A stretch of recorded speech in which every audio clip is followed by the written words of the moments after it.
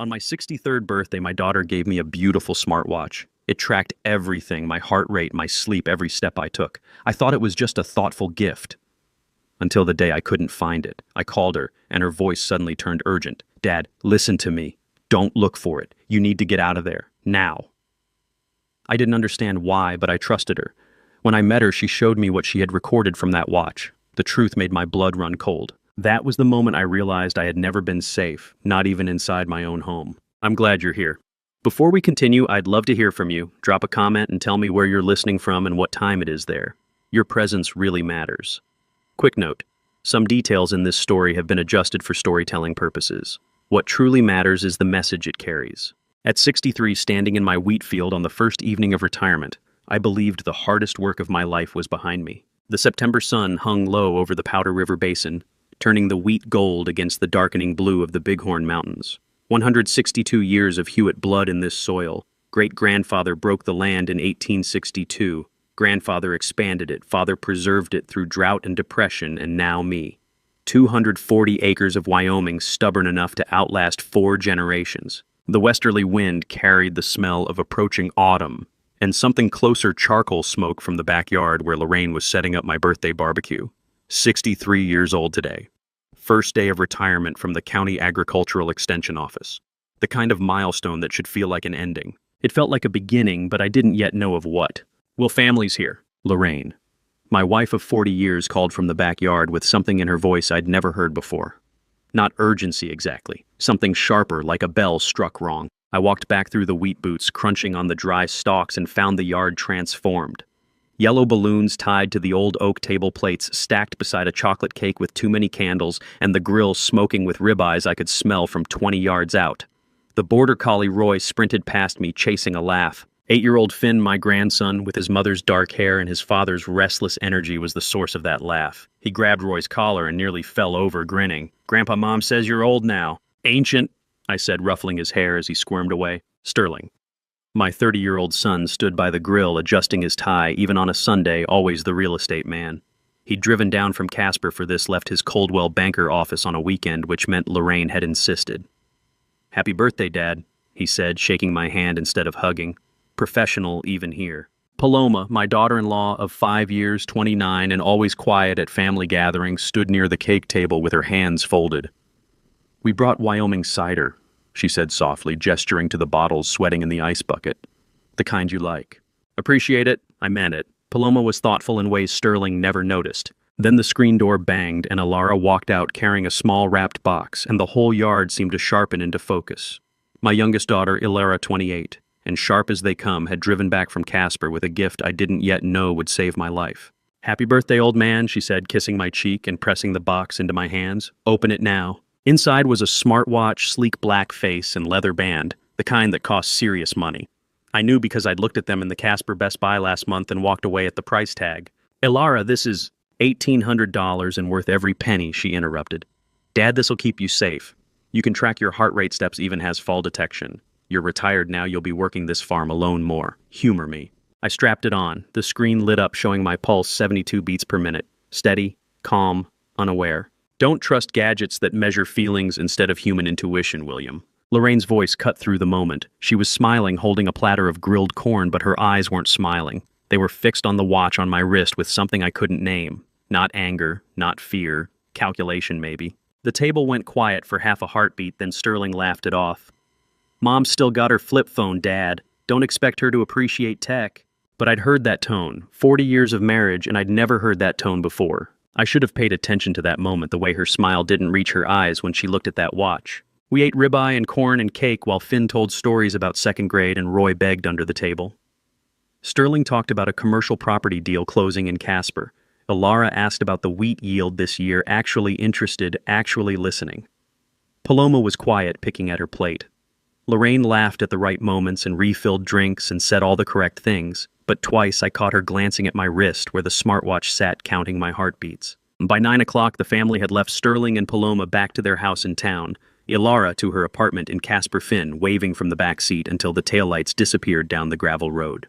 Lorraine and I cleaned up the backyard in the comfortable silence of 4 decades together, except it didn't feel comfortable tonight. It felt like waiting. "You should wear it to bed," she said, stacking plates. Alara spent a fortune. I will. She's always worrying about her old man.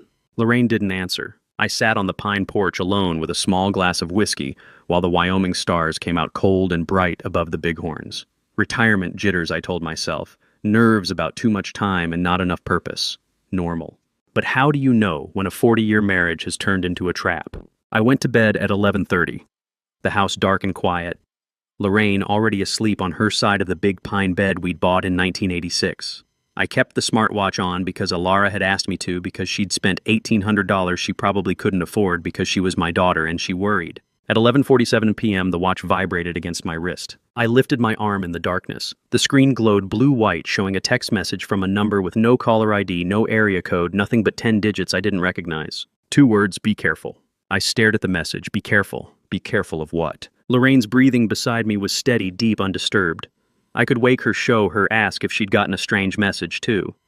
But something stopped me. Some instinct I didn't yet understand said don't. I deleted the message. Spam, I thought. Had to be spam. Nobody had this number yet except Alara, and she'd set the watch up herself this afternoon. I put my arm down and closed my eyes and told myself it meant nothing. That was my first mistake. The second was not understanding that the watch on my wrist wasn't a gift. It was a lifeline someone knew I'd need.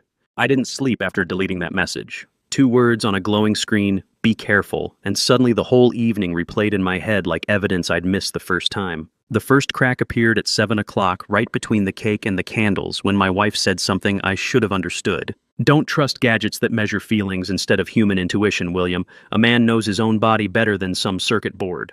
I'd laughed it off. We'd all laughed it off. But lying here in the dark at midnight with Lorraine's too steady breathing beside me, I remembered what I hadn't noticed then. Sterling and Paloma had exchanged a glance. Quick, barely there, but I'd spent 40 years reading cattle auctions and county board meetings. I knew a signal when I saw one. Sterling had jumped in immediately. Mom's got a point. All this tech tracking is a bit much. Alara's smile had frozen for half a second. I'd thought it was sibling rivalry Sterling always had to contradict her. But now, sleepless and replaying every word, I wondered if my daughter had caught something I'd missed. The smartwatch sat heavy on my wrist, its silent sensors tracking my heart rate in the darkness. 78 beats per minute. Elevated. The thing knew I was awake even if Lorraine was pretending not to. I turned my head slightly on the pillow. She lay on her side, facing away from me, breathing deep and even. Too perfect. The kind of breathing you perform when you're trying to convince someone you're asleep. Lorraine, I whispered. Nothing. The breathing continued metronomic. I closed my eyes and went back further through the evening. After the family left at 9, we'd wash dishes together at the kitchen sink, 40 years of Sunday ritual passing plates in comfortable silence. Except tonight the silence hadn't been comfortable. She'd glanced at my wrist 3 times while I scrubbed the grill pan soap suds running over the watch band. You'll take that thing off before bed, won't you? Can't be comfortable sleeping with it. Alara says it tracks sleep quality. Might be interesting. Interesting, right. That tone again. Flat, dismissive. Like the word interesting meant something else entirely in a language I didn't speak. I know now what I didn't know then. A marriage can rot from the inside while the outside still looks perfect. 40 years of shared meals and shared bed, and I'd never once questioned whether the woman beside me wanted me alive or dead. After the dishes, I'd sat on the porch with whiskey while she went to bed early. The Wyoming sky had been brilliant with stars, the Milky Way, a river of light over the bighorns. I'd sat there for an hour thinking about retirement, about time, about the 162 years of Hewitt blood in this soil. I'd met Lorraine at Buffalo High School homecoming in 1980. She'd been wearing a blue dress and standing under the gym's flickering fluorescent lights. And when she'd smiled at me, I'd thought, that's the one. We'd married in 1984, built this life together on land my great-grandfather had broken.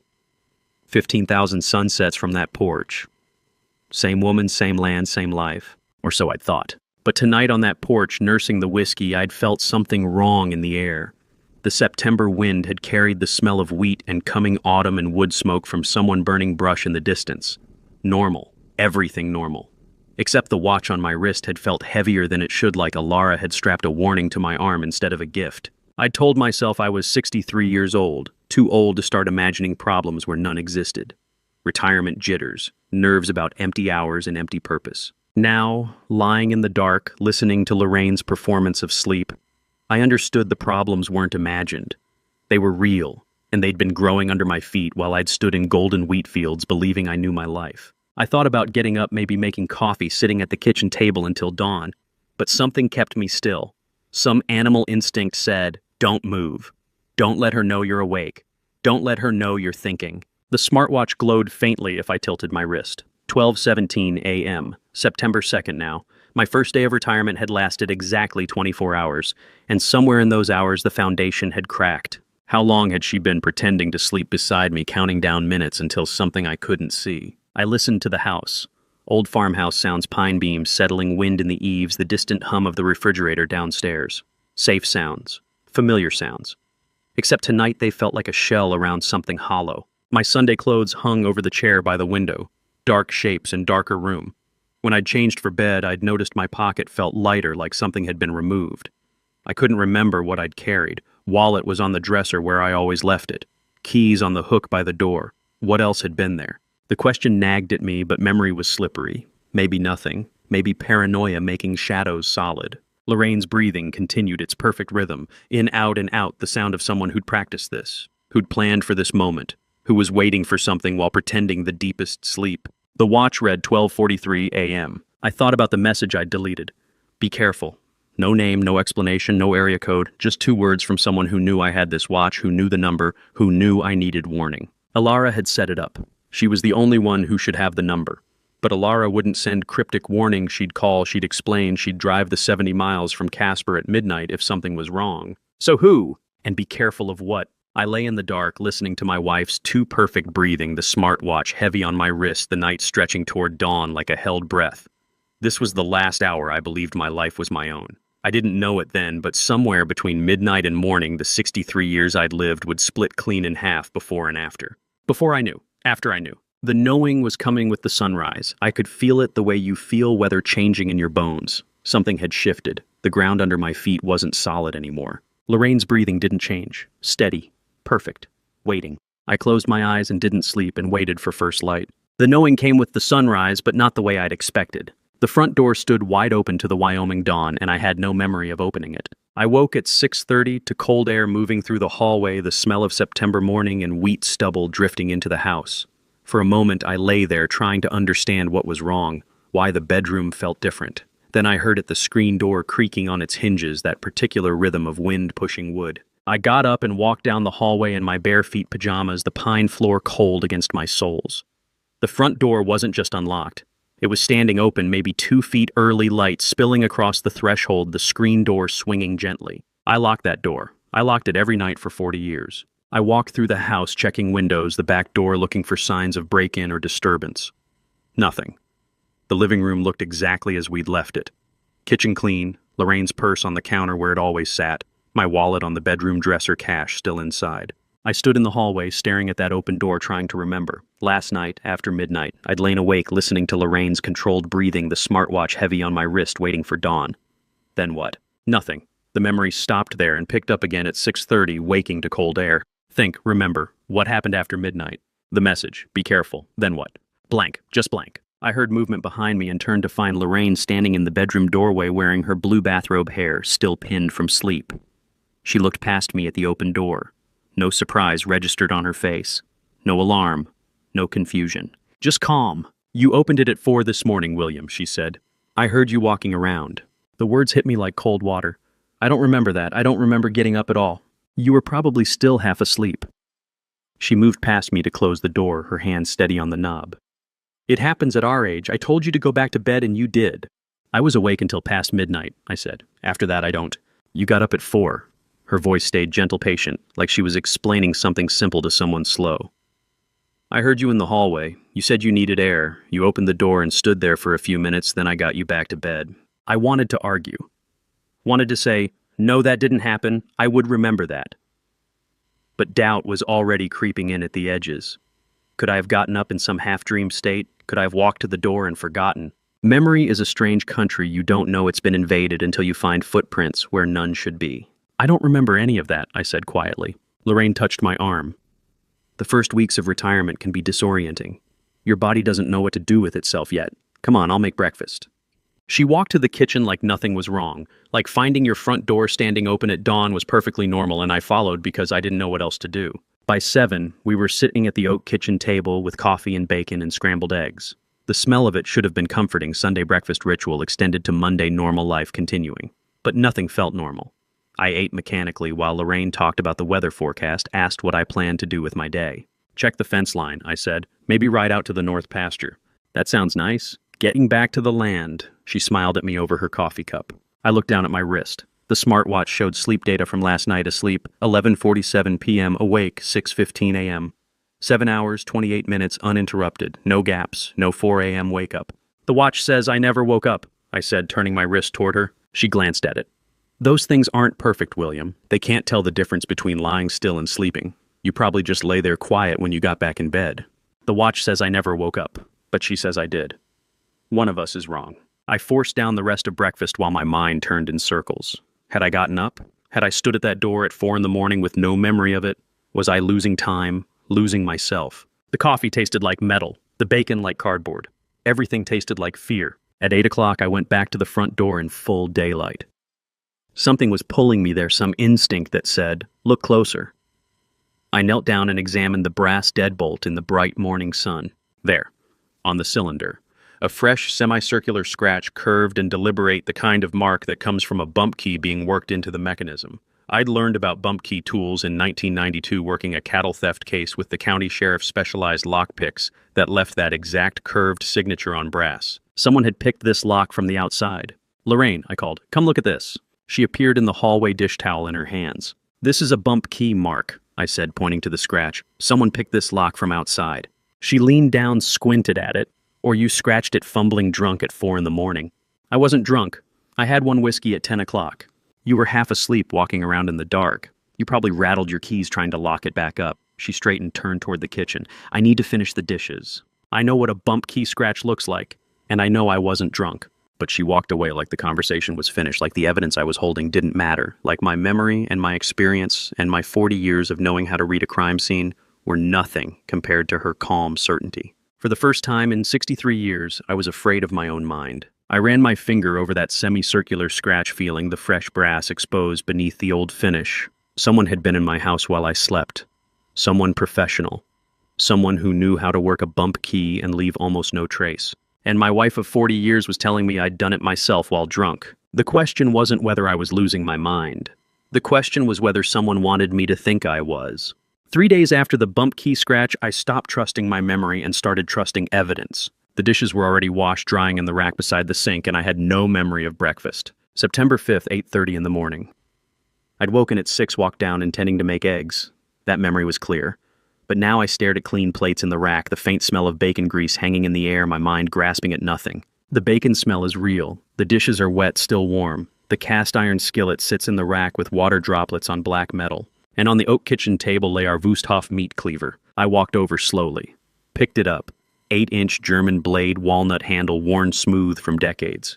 We kept it in the drawer by the stove. I had no memory of taking it out or using it.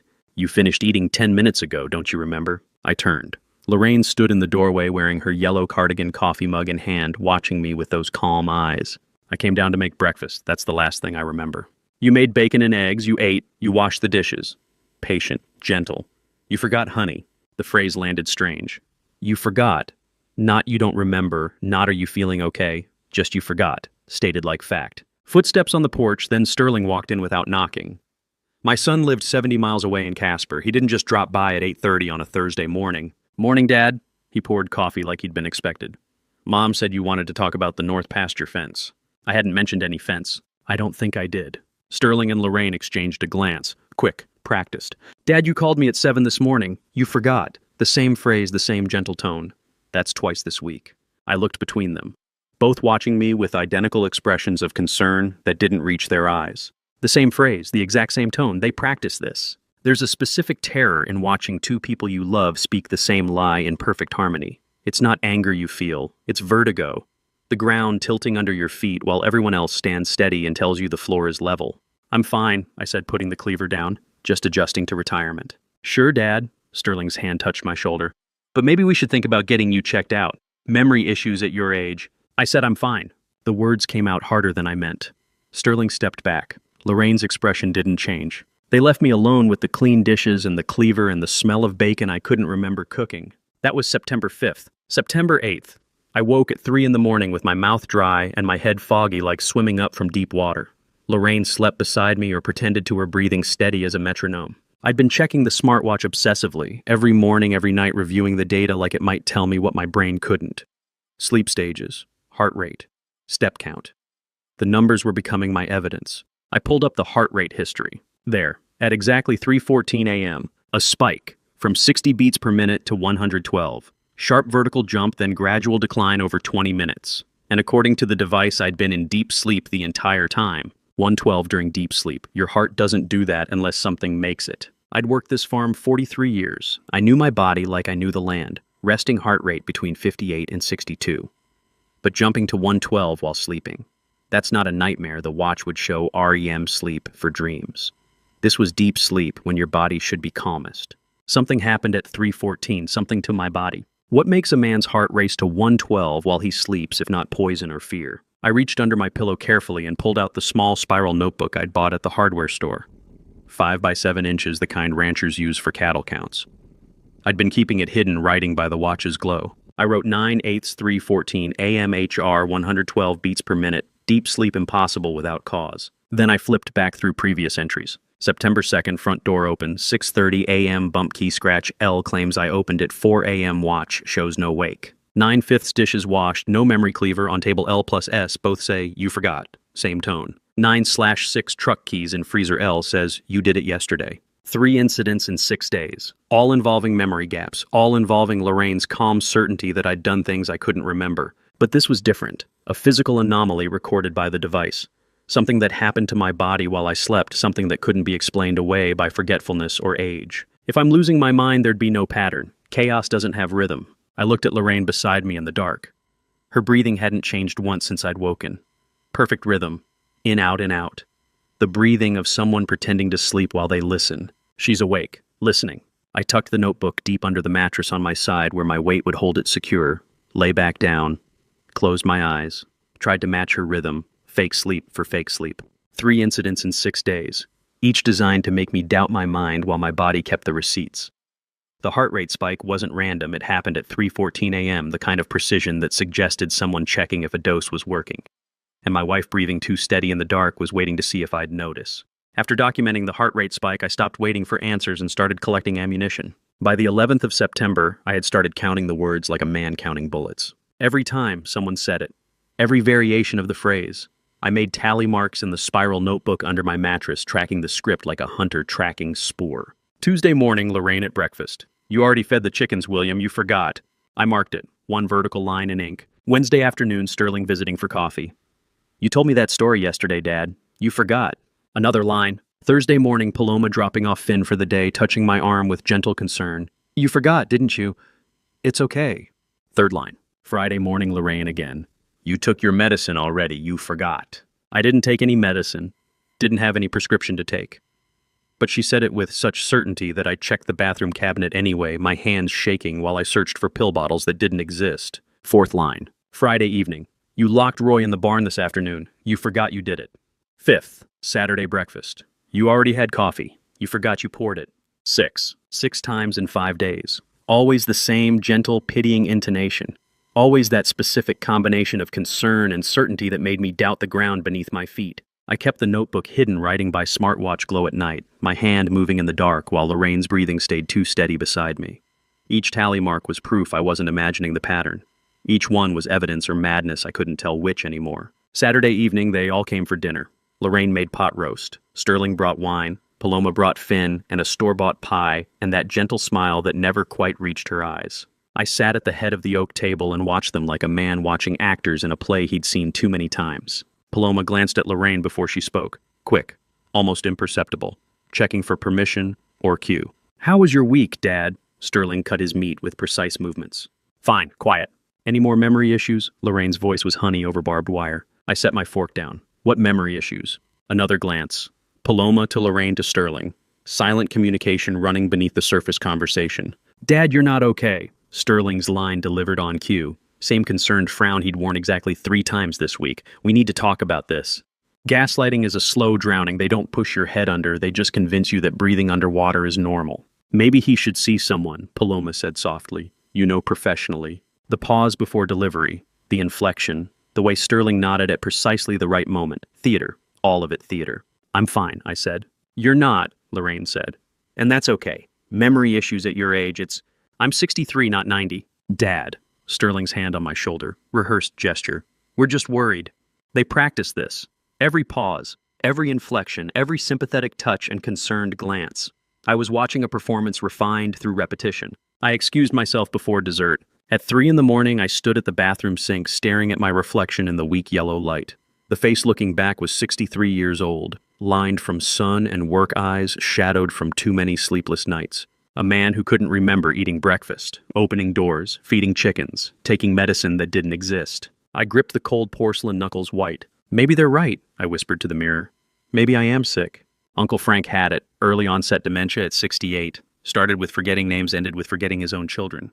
I'd watched him deteriorate over 3 years until he didn't know his own reflection. 6 incidents, 10 days, all documented in a notebook I kept hidden like a guilty secret. But what if I was documenting delusions? What if the notebook itself was proof of my unraveling mind? Am I losing my mind? The bathroom tiles were cold under my bare feet. The house creaked around me, old wood, settling familiar sounds suddenly sinister. I know what you're thinking, a man who doubts his sanity is already halfway gone. I turned off the light and walked back to the bedroom. Sat on the edge of the bed in darkness, Lorraine's shape, a shadow under the quilt. My hands were shaking. Then the memory surfaced unbidden and sharp as broken glass. Rosa Delgado. 1991 through 93, she'd cleaned our house twice a week.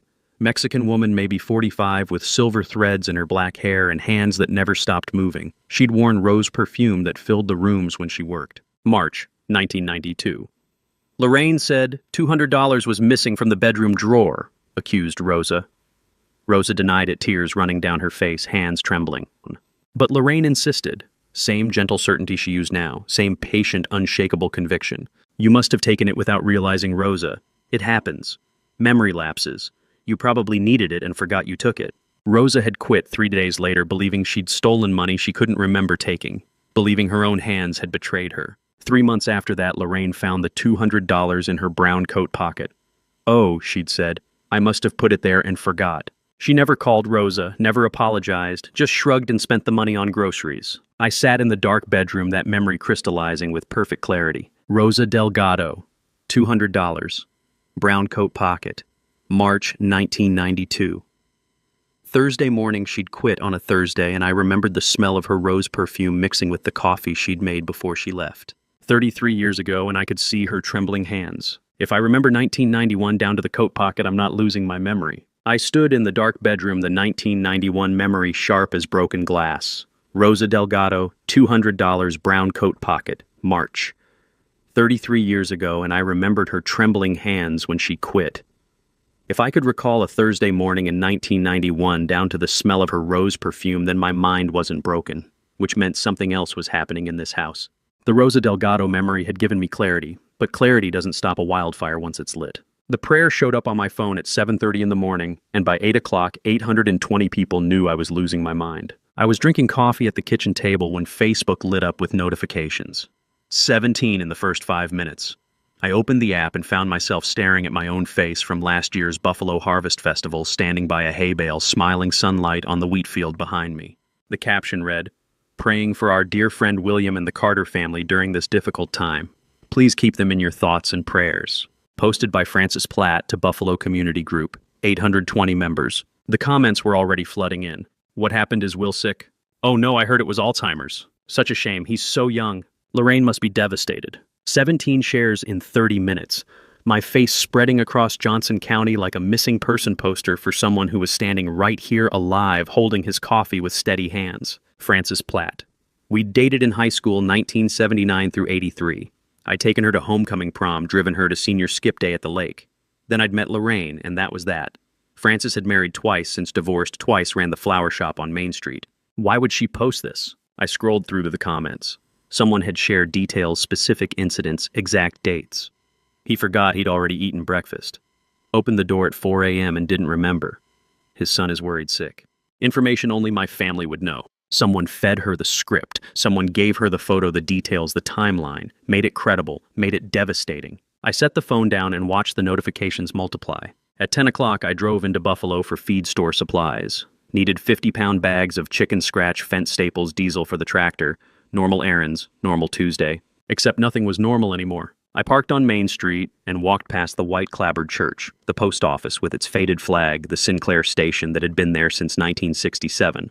Neighbors I'd known for 30 years nodded as I passed brief, uncomfortable acknowledgments before they looked away. Mrs. Howell, who'd taught Sunday school when my kids were small, crossed the street to avoid walking past me on the same sidewalk. Jim Peterson, who'd helped me build the new barn in 2003, waved from his truck but didn't stop to talk like he normally would. You can survive your family turning on you, but when your town starts looking at you like you're already in the ground, that's when you understand isolation. Outside the post office, an elderly woman I recognized but couldn't name approached.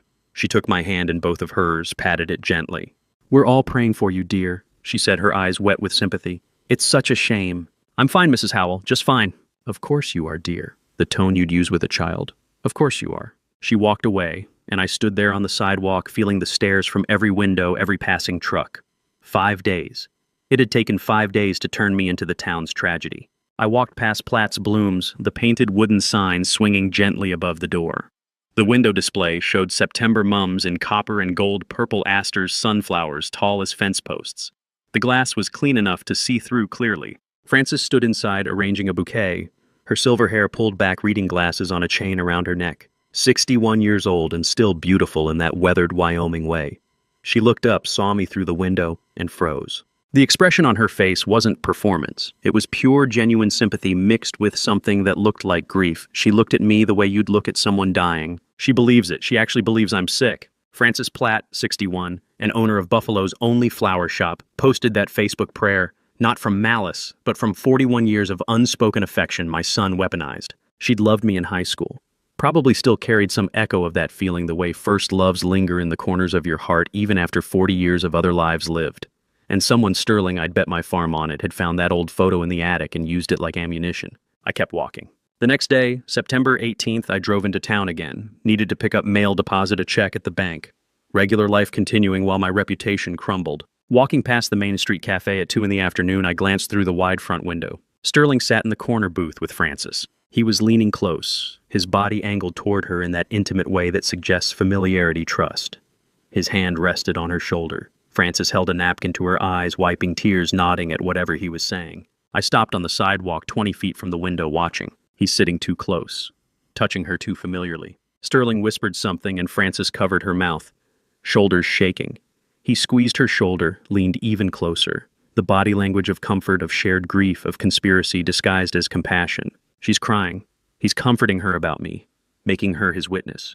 The cruelest thing my son ever did wasn't plotting against me, it was making Frances Platt cry about it. I could see it clearly now. Sterling had found that old photo, probably the same one from the Facebook post, showed it to Frances, reminded her of 1979, of homecoming dances and first kisses, and the boy she'd loved before he chose someone else.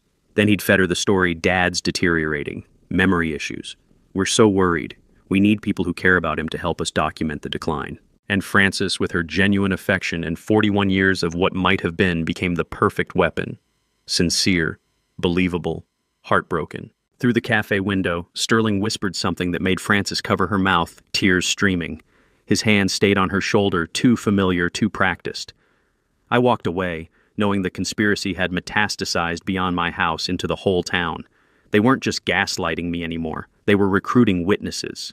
Sterling had recruited Frances. The question was how many more would follow. By the 19th, people who'd known me for 30 years started crossing the street when they saw me coming. Sunday morning at First Methodist, the same church I'd attended since moving to Buffalo in 1984. After service, I stood on the steps where I'd stood 1,000 Sundays before, shaking hands, talking weather and crops and football scores. Except this Sunday, the handshakes were brief, the eye contact fleeting. People nodded politely and moved on before I could start a conversation. "Good sermon," I said to Jim Peterson, who'd helped me build the new barn in 2003. "Sure was." He smiled, patted my shoulder, walked away. No invitation to coffee at the diner like usual. No lingering conversation about the Broncos game. Just sure was. Monday at the post office, Martha the clerk handed me my mail without the usual small talk about her grandkids or my chickens. "Here's your mail, Mr. Hewitt. Have a good day." No eye contact. Formal. Like I was a stranger instead of someone she'd known for decades. Tuesday at the gas station, Bill looked away while pumping diesel into my truck. Studied the pump numbers with intense focus, handed me the receipt without a word. Wednesday on Main Street, I saw Ray Denton coming toward me on the sidewalk. Ray and I had been fishing buddies for 25 years. Every spring, we'd drive up to the Bighorn River for cutthroat trout camp in his trailer, drink beer, and tell stories under the stars. He saw me. I saw him see me. Then he crossed the street. "Take care, Will," he called from the opposite sidewalk, waving, kept walking. In 5 days, I went from neighbor to pariah. You don't know loneliness until your hometown treats you like a ghost who hasn't realized he's dead yet. September 23rd. I needed milk and bread. Lorraine insisted on coming along, said she wanted to pick up something from the pharmacy next door. I knew what that meant: supervision. Making sure I didn't embarrass myself in public, didn't confirm everyone's suspicions with confused behavior. Brett's Market smelled like it always did: fresh produce, cleaning solution coffee from the deli counter. Familiar. Safe.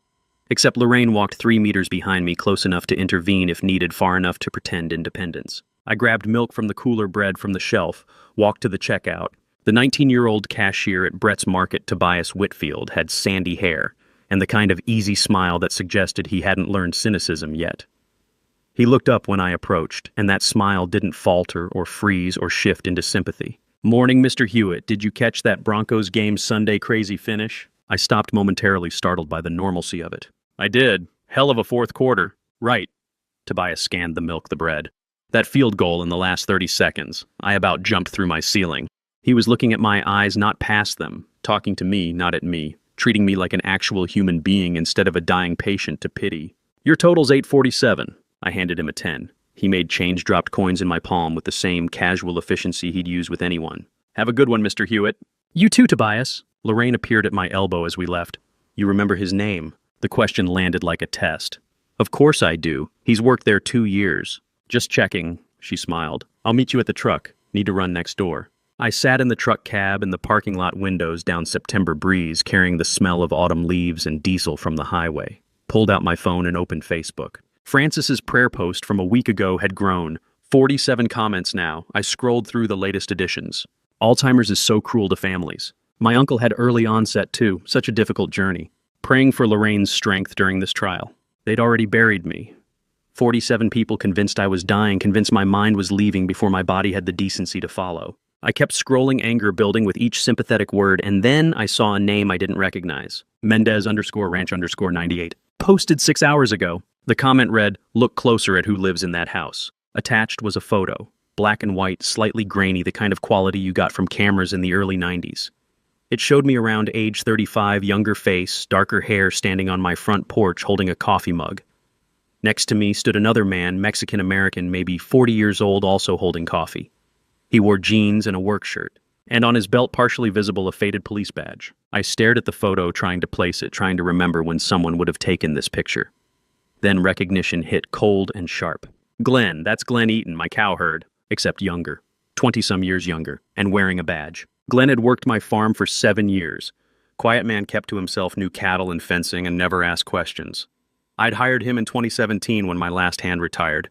He'd shown up with references from a ranch in New Mexico, worked hard, lived in the bunkhouse, never caused trouble. Never mentioned being law enforcement. Why would a farm cowherd hide a police badge for 7 years unless he was hiding for a reason? I zoomed in on the photo. The badge was partially obscured but visible enough. Glenn's face was younger but unmistakable, same quiet eyes, same weathered features. "Look closer at who lives in that house." Someone knows. Someone knows Glenn's real identity and is trying to tell me something. I clicked on the Mendez_Ranch_98 profile, created September 2024.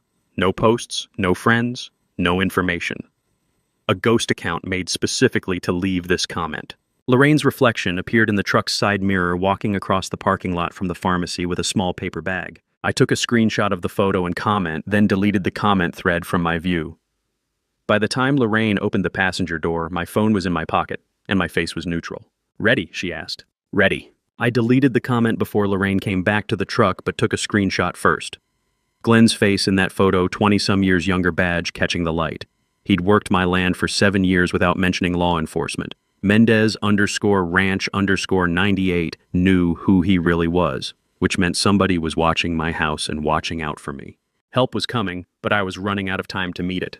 The water bottle came with a message I wasn't supposed to see, and my wife, standing 3 meters away, never noticed the handoff. September 24th, 11 in the morning. I needed eggs and coffee. Lorraine insisted on accompanying me to Brett's Market, said she wanted to pick up magazines. She positioned herself by the rack near the entrance with a clear sightline to the checkout. Tobias Whitfield stood at register 3, same easy smile as yesterday.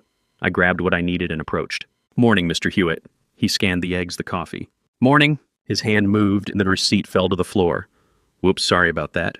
He bent down to retrieve it. I started to bend to reflexive courtesy, and his other hand pressed something into mine below the counter line, cold plastic the shape of a water bottle. Our eyes met for half the second.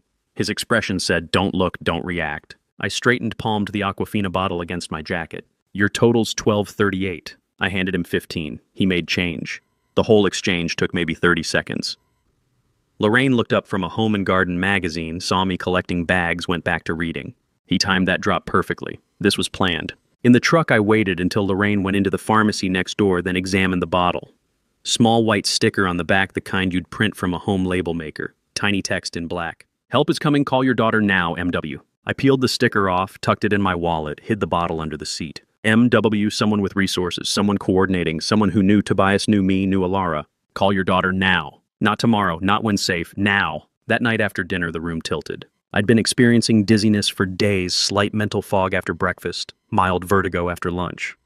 But September 24th's dinner hit different. I stood from the oak table and the floor moved sideways. I gripped the table edge, knuckles white. "Are you all right?" Lorraine's voice came from somewhere far away. "Just tired. Long day." The metallic taste lingered in my mouth. My vision doubled for a moment. 2 Lorraines, 2 kitchen windows, 2 of everything. Poison doesn't announce itself. It whispers in your veins until you can't remember what your own body used to feel like. September 25th. Breakfast made my thoughts sluggish. Lunch made the walls breathe. Dinner made my hands feel like they belonged to someone else. September 26th. I couldn't stand without gripping furniture. The world moved in slow motion while my heart raced. Lorraine watched me carefully during meals, adjusted the tea strength, changed portion sizes, offered seconds with gentle insistence. She's calibrating, testing dosage, seeing how far she can push before I collapse completely. I started pretending to eat more than I did, pushed food around my plate, poured tea into the pothos plant when she turned away. The plant was already dying, brown edges creeping across green leaves. September 27th, 2:30 in the morning, I woke from a nightmare that felt too real to be dreaming. In the dream, my legs didn't belong to me. I'd been walking across the farmhouse kitchen, and suddenly my legs were moving independently. I watched them walk, tried to control them, couldn't. They just kept going while I floated above, trapped in my own skull, puppeting a body that no longer answered to me. I woke in cold sweat sheets damp against my skin, heart hammering. The smartwatch glowed 98 beats per minute. Not sleep. Terror. My legs. I couldn't feel them in the dream, couldn't control them. I wiggled my toes under the quilt. They moved. Still mine. Still responding to commands from my brain. But the disconnect had felt so real, so immediate. Like my consciousness was separating from my flesh. This isn't normal aging, this is chemical. Lorraine's breathing beside me stayed perfectly steady. In, out, same rhythm as always, too steady, too perfect. She's awake. She's always awake when these things happen. You never appreciate consciousness until someone starts dissolving it chemically meal by meal. I lay there until 4:30, then gave up on sleep, dressed quietly in the dark, slipped downstairs and out to the barn before Lorraine could wake and ask questions. The barn smelled like hay and diesel and old wood. Dawn crept through gaps in the board's gray light, turning gold. I went to the back corner where we kept 50-pound bags of Purina feed stacked against the wall. Retrieved the water bottle from where I'd hidden it, wedged between 2 bags. Reread the message in the growing light. "Help is coming, call your daughter now, MW." MW, not random initials. Someone with authority, resources, someone who knew the whole picture. Call Alara now. Not a suggestion, a deadline. But calling her meant risk. Lorraine monitored my phone. Stood close during conversations. If I called Alara and Lorraine overheard, if she suspected I was onto them, what would she do? Accelerate the timeline, increase the dosage until I couldn't think straight enough to resist? Or wait and risk losing cognitive function entirely? Risk waking up one morning unable to tell my own body from someone else's. Risk the dissociative dreams becoming permanent. I felt myself slipping away, not memory exactly, but connection. The link between thought and action, between self and flesh. The drugs weren't just making me forget. They were dissolving the boundary between me and not me. "I'm slipping away from myself," I whispered to the empty barn. A rooster crowed from the henhouse. Normal sound, normal morning. Except nothing was normal. I was standing in my own barn at 5 in the morning, hiding a water bottle like contraband because my wife was poisoning me, and the only people who knew were a 19-year-old cashier and someone with the initials MW. I stood in the barn holding that water bottle, watching dawn creep across Wyoming through the gaps in the boards. Call your daughter now. Not tomorrow, not when convenient. Now. The dissociative dreams were getting worse. Soon I wouldn't be able to tell my own legs from someone else's. Soon I wouldn't be able to fight back at all. I came back from the barn that morning planning to call Alara. Instead, I found my ammunition destroyed. The coffee had soaked through every page, turning 4 weeks of careful documentation into brown, smudged nothing. September 28th, 7:15 in the morning. I walked into the kitchen, still damp from the shower, and saw the small spiral notebook on the counter, the one I'd kept under my pillow. It sat in a spreading pool of dark coffee pages, warped and swollen ink bleeding into illegible smears. Lorraine stood by the sink, drying her hands with a dish towel. "Oh, William, I'm so sorry," she said, turning toward me with an expression of distress. "I bumped the coffee pot and it spilled right on your notebook." I picked it up. The coffee had penetrated deep, not just surface moisture, but saturated through the binding. Every page stuck to the next. The entries I'd written by Smartwatch glow the dates and heart rates and tally marks, all rendered completely illegible by brown stain spreading through paper fibers. "When did this happen?" "Just now, while you were in the shower. I tried to blot it, but the ink just ran everywhere." She gestured to wadded paper towels in the trash, genuinely stained with coffee and ink. Evidence of attempted rescue. "I feel terrible. What were you writing in there? Maybe I can help you remember." The question landed too carefully, too interested. "Just fence repair dates, chicken feed schedules, nothing important." "Are you sure you seem to write in it every night before bed?" She's watched me, knows my routine, waited for the right moment. "Farm maintenance stuff. I'll remember what I need to." "I really am sorry." Her voice stayed steady, pitch controlled. Eye contact sustained just the right amount of time. Body language performing guilt without experiencing it. I dropped the ruined notebook in the trash. Accidents happen. "I'll make fresh coffee. Sit down, I'll get you breakfast."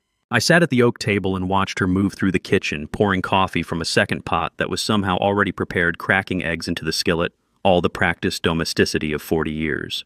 Her apology felt rehearsed, the concern in her voice too measured. She found the notebook, read every page, then staged the spill to destroy evidence while I was in the shower. There's a special kind of clarity that comes when you catch someone destroying evidence. You know you're not paranoid, you're just outnumbered. I ate breakfast, drank the coffee she'd poured just 3 sips to be safe, dumped the rest in the sink when she went to get the mail, complimented the eggs, acted like nothing had changed. At 9:30, Lorraine announced she needed to run errands in Buffalo. "Do you need anything while I'm out?" "No, I'm fine. Might work on the fence line." "Don't overdo it in this heat." I watched her truck disappear down the gravel road, waited 5 minutes to be sure, then walked directly to the barn. The smell hit me, first hay and diesel and old leather familiar as breathing. I went to the back corner where we kept 50-pound bags of Purina animal feed stacked against the wall behind the tractor. Green bags with red lettering. I'd bought 12 last month. I opened the 3rd bag from the bottom, reached deep into the pellets. My hand found plastic. I pulled out a freezer bag wrapped tight, the kind you'd use for meat in the deep freeze. Inside was a second spiral notebook. I unwrapped it carefully, the plastic crackling in the quiet barn. Opened to the first page. September 2nd, front door opened 6:30 a.m. bump key. Scratch on deadbolt L claims I opened at 4 a.m. Watch shows no wake. All of it. Every entry intact. The missing breakfast with the cleaver. The heart rate spiked to 112 beats per minute at 3:14 a.m. The tally marks for you forgot 6 times between September 11th and 15th. The Rosa Delgado memory on the 16th proving my mind was sharp. The Mendez_Ranch_98 photo on the 23rd. 4 weeks of evidence she didn't know existed. 4 weeks of my handwriting proving I wasn't crazy, that notebook was worth more than the land they were trying to steal. I'd started the second notebook on September 8th, the night of the heart rate anomaly. Something had told me keep 2 copies. Hide one where they'll never look. Let them find the obvious one under the pillow. She destroyed the decoy. Never knew about this one. I sat on a hay bale in the barn, reading through every page slowly. The pattern was undeniable. Not random memory loss, not aging confusion. Systematic gaslighting backed by chemical intervention. Door incidents. Food tampering. Coordinated scripts. Public reputation destruction. Physical deterioration. All documented in my own hand, dated and specific. MW's message echoed in my head, "Call your daughter now." I pulled out my phone, stared at Alara's contact information. Her photo smiled up at me, taken at last year's Harvest Festival, same photo Francis had used in that Facebook prayer. The window was narrowing. Lorraine was escalating the drugs. I could feel it in my body, the dizziness getting worse, the dissociative symptoms creeping in. She was destroying evidence. Sterling was recruiting the town as witnesses to my decline. If I waited another week, I might lose the cognitive ability to explain this coherently. Might wake up one morning unable to remember why I'd been fighting at all. 4 weeks of proof in my hands, heart rates that didn't lie, Patterns that couldn't be explained away. Time to fight back, I whispered to the empty barn. I stood in the barn holding that backup notebook, 4 weeks of evidence she didn't know existed. She'd destroyed the decoy thinking she'd erased my proof, but I'd been 3 steps ahead since September 8th. The phone in my hand felt heavier than it should. Time to call Alara. Time to stop documenting and start fighting. I had the evidence and the determination. What I didn't have yet was confirmation that anyone else was fighting with me. The code appeared under my porch chair in white chalk, and I hadn't seen that number sequence in 29 years. September 30th, 3 o'clock in the afternoon. A white Ford pickup rolled up the gravel drive and parked by the cottonwood. Stanley Riddle, my 70-year-old neighbor and retired inspector from Cheyenne, climbed out with the slow deliberation of a man whose knees had logged too many years. "Afternoon, Will," he called, walking toward the porch. "Mind if I sit a spell?" "Course not. Good to see you, Stanley." He settled into one of the white pine chairs with a grunt. Getting too old for farm work, knees remind me every morning. We talked weather, talked wheat yields. I told him 42 bushels per acre, not bad for a dry September. Talked about the Broncos' chances this season. Normal neighbor conversation, the kind we'd had 100 times over the years since he'd moved to the property 2 miles east. Except Lorraine appeared in the doorway 5 minutes into the visit, arms crossed, watching. "Can I get you gentlemen some iced tea?" she asked. "No thank you, ma'am," Stanley said. "Just stop by to check on Will here, make sure retirement's treating him well." "It's an adjustment," Lorraine said, "for both of us." She stayed in the doorway the entire 30 minutes, listening, monitoring, making sure nothing passed between us that shouldn't. Stanley talked about the old days, the cattle theft case we'd worked together in 1995 when he was still with the state police and I'd been coordinating with county on herd tracking. He laughed about teaching me radio codes that summer. "You remember any of those 10 codes I drilled into you?" he asked. "Some, most of them faded over time. Shame. Useful language." He stood at 3:30, joints creaking. "Well, I better head home before Martha wonders where I got to. Good seeing you, Will." "You too, Stanley." His truck disappeared down the gravel road, dust rising in the afternoon sun. Lorraine went back inside. I sat on the porch another 5 minutes, then stood to go in myself. Autumn dust had settled on everything, chairs, railing, floorboards. I wiped the chair Stanley had used out of habit, same as I'd wipe any furniture left outside too long. Underneath the chair on the painted wood of the porch floor, someone had written in small, precise letters with white chalk, 10 to 86. I stared at those numbers. 1086, officer needs assistance, situation serious. Stanley had taught me that code in 1995. We'd used it during the cattle theft investigation when coordinating between agencies. The shorthand for this is real. This is urgent, help is needed now. A police code written in chalk under a porch chair is the quietest scream for help you'll ever see. Stanley knows. He's been watching the house, monitoring the situation, confirming what I already suspected: I'm in documented legal and personal danger. I erased the code with my shoe, grinding the chalk into nothing. Looked around. No one watching, no cameras I could see, just Wyoming afternoon and distant wheat and the knowledge that the network was bigger than I'd realized. How many of them are there, Tobias at the market? MW with the water bottle message. Mendez Ranch 98 with Glenn's photo. Now Stanley confirming from law enforcement perspective. How many people had been watching my back while I thought I was fighting alone? That night at 10 o'clock, headlights swept across the farmhouse. A gray Subaru 2022, newer than Alara usually drove, parked in the driveway. My daughter stepped out carrying her MacBook and a black leather messenger bag. I could see USB drives visible in the open pocket. Lorraine appeared on the porch before I could. "Alara, why didn't you tell me you were coming?" Had a free weekend, thought I'd surprise Dad. Too casual. Too practiced.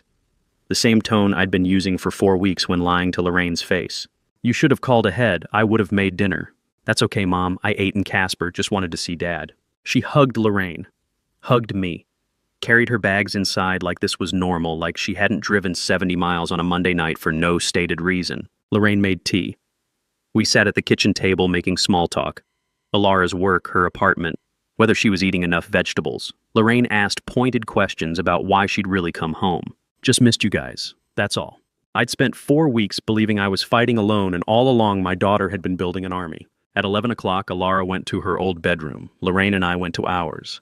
I lay in the dark listening to my wife's breathing, find its too perfect rhythm, the sound of someone pretending sleep while monitoring the house. 11:30, my phone vibrated under the pillow. I pulled it out carefully, screen brightness turned down to almost nothing. Text from Alara. "Dad, meet me at Hank's tomorrow at 2 p.m. Don't tell Mom." I read it twice. Deleted it immediately. Turned the phone face down on the nightstand. Hank's, Bernard Upshaw's machinery repair shop on the south edge of Buffalo. We'd taken the tractor there for hydraulics work last spring. Hank Bernard had been doing farm equipment repair for 30 years. Meet me at 2 p.m. Don't tell Mom. She knows. She's known for a while. Long enough to plan this arrival coordinate with whoever MW is, bring a laptop full of evidence and USB drives. Tomorrow the war starts. I lay in the dark listening to Lorraine's controlled breathing, the sound of her waiting to see if I'd do anything suspicious. My phone stayed dark. My breathing stayed steady. But my mind was already at 2 p.m. tomorrow, walking into that repair shop, learning what my daughter had discovered. I turned off my phone and lay in the dark, Lorraine's breathing too perfect beside me. Tomorrow at 2 p.m., Hank's repair shop. Tomorrow I'd learn how many people had been watching my back while I thought I was drowning alone. Tomorrow the 30 days of documenting would become 30 seconds of action. The war started at 2 o'clock on October 1st with a locked door and a laptop screen I wasn't supposed to see. I drove into Buffalo, telling Lorraine I needed to check the tractor's hydraulics at Bernard Upshaw's shop. She'd watched me leave from the kitchen window, arms crossed, calculating whether the excuse was real. Bernard's place sat on the south edge of town, a metal building with peeling paint and a gravel lot full of disassembled combines and tractors in various states of repair. The sign above the bay door read, Upshaw Farm Equipment, in faded red letters. I parked and walked to the front entrance. Bernard stood in the doorway, a 58-year-old man built like fence wire grease under his fingernails and silver in his close-cropped hair. He'd run this shop for 30 years with the methodical precision of someone who'd spent another 30 in military intelligence before retiring to Wyoming. Will, he said, come on in. I stepped inside. He closed the door behind me and turned the deadbolt. No explanation, no pleasantries, just the solid click of a lock engaging. This way. He led me through the shop floor, past tool benches and engine hoists, through a door marked Office in the back corner. Elara sat at a metal desk with her MacBook open, the screen casting blue light on her face. She looked up when we entered. Hi, Dad. Elara, what's... Sit down, Bernard said, pulling a folding chair from against the wall. You're going to want to sit for this. I sat. The office smelled like oil and old coffee and something metallic I couldn't place. A single window looked out onto the gravel lot, dusty afternoon light slanting through. Elara turned the laptop toward me. I need to show you something. The screen displayed a graph, blue lines rising and falling in regular patterns. Timestamps running down the left side, signal strength measurements across the bottom. This is data from your smartwatch, she said. Specifically the wireless signal log. Every time the device tries to connect to Wi-Fi or sync data, it creates a record. I stared at the graph. The patterns were clear, consistent interference at the same times every day. See these gaps? She pointed to flat sections where the blue line dropped to nothing. Those are jamming events. Someone's using a signal blocker to prevent your watch from transmitting data. When? 3 to 4 a.m. every morning and 11 a.m. to noon every day. She scrolled through weeks of logs. The timing is precise, clinical. 3 to 4 a.m. when Lorraine was in the kitchen making my morning coffee before I woke. 11 to noon when she insisted I come in from the fields for lunch, when she stood close while I ate, when the dizziness always hit worst. She's blocking the watch during poisoning windows, I said quietly. Elara nodded. Preventing it from recording your heart rate, spikes your movement patterns, anything that would document what she's doing to you. The landline on Bernard's desk rang suddenly loud and jarring in the small office. He glanced at it, let it ring 3 times, then go to voicemail. Farm equipment supplier asking about a parts order, probably. He didn't move to answer. None of us spoke until the ringing stopped. There's more, Bernard said when silence returned. The watch itself. He pulled a printout from a folder on the desk, set it in front of me. Serial numbers, purchase records, shipping manifests. I traced the device serial number through supplier databases, he said. Called in some favors from my old life. That watch didn't come from a retail store. What do you mean? It was ordered through a government procurement account, specifically a Garmin contract account used by Wyoming law enforcement agencies. He tapped the manifest. Ordered August 15th, shipped to a sheriff's office address in Buffalo. Delivered August 20th. I looked at Elara. She met my eyes steadily. I didn't buy that watch, Dad. I handed it to you at your birthday party, but I didn't purchase it. Sheriff Brent Travers did. The name hit like cold water. Sheriff Travers. Johnson County law enforcement. The man who'd worked cattle theft cases with Stanley Riddle, who knew every rancher in a 100-mile radius, who had access to evidence chains and legal authority and resources I couldn't imagine. He's been protecting you, Elara said. Monitoring you. The watch was planted as a surveillance device for your benefit, not Lorraine's. Someone in law enforcement has known about this conspiracy for weeks, maybe months. They've been collecting evidence while she thought she was operating in the dark. Someone with a badge has been watching, documenting, building a case. MW, the water bottle message. Help is coming, call your daughter now, MW. Not Mendez Ranch, not a code, initials. Melissa Warner, Marcus Webb, Michael Winters. I looked at Bernard. Who's MW? He shook his head. Above my clearance. I'm just the tech guy who traces serial numbers and reads signal logs. But whoever they are, they've been coordinating this operation since before your birthday. Outside, a diesel engine rumbled into the gravel lot. All three of us froze, listening. The engine idled for a moment, heavy, loud, close to the building. Then it shifted into gear and pulled away, the sound fading down Main Street toward the highway. Bernard exhaled. Alara's shoulders relaxed. "We don't have much time," she said. "Lorraine will expect you back within the hour." "There's more?" I asked. "There's always more." She closed the signal interference graphs and opened a different folder. "Audio files, recorded from inside your farmhouse over the past 3 weeks." "How?" "Better you don't know the details. Plausible deniability, but I have them. 2 in particular you need to hear." She looked at Bernard. Some silent communication passed between them. Alara closed the laptop and pulled a thumb drive from her jacket pocket. Small, black, innocent-looking. 2 recordings, she said quietly. 1 from your kitchen at night. 1 from your living room. She held the drive between her fingers like evidence at trial. "Dad, these recordings, they're going to change everything. You ready to hear your wife's real voice?" I nodded. Ready or not, I needed to hear what my wife sounded like when she thought no one was listening. Alara plugged the thumb drive into Bernard's laptop, and the first audio file opened with a hiss of static. Then voices. Clear. Unmistakable. My kitchen at 3:42 in the morning, according to the timestamp in the corner of the audio player. 2 milligrams at breakfast maintains the confusion without triggering hospital-level symptoms. Lorraine's voice. Not the gentle tone she used with me, clinical. Detached, like discussing livestock dosage. And evening Sterling, my son, my 30-year-old son who'd stood at my birthday party and smiled while handing me cake. 1.5 in the whiskey. Any more and he might stop drinking it altogether. We need compliance, not resistance. The Apex Pharma rep said we could push to 3 milligrams total if needed. Not yet. By Thanksgiving, he won't remember signing anything. Clean and legal. The cognitive impairment will be documented by then. Francis's prayer post started that beautifully. I sat frozen in the folding chair, hands gripping the metal armrests. "That's her," I whispered. "That's actually her voice." No performance, no gentleness, just cold calculation about dosage and timelines and legal documentation of my deteriorating mind. By Thanksgiving. November 28th. 7 weeks away.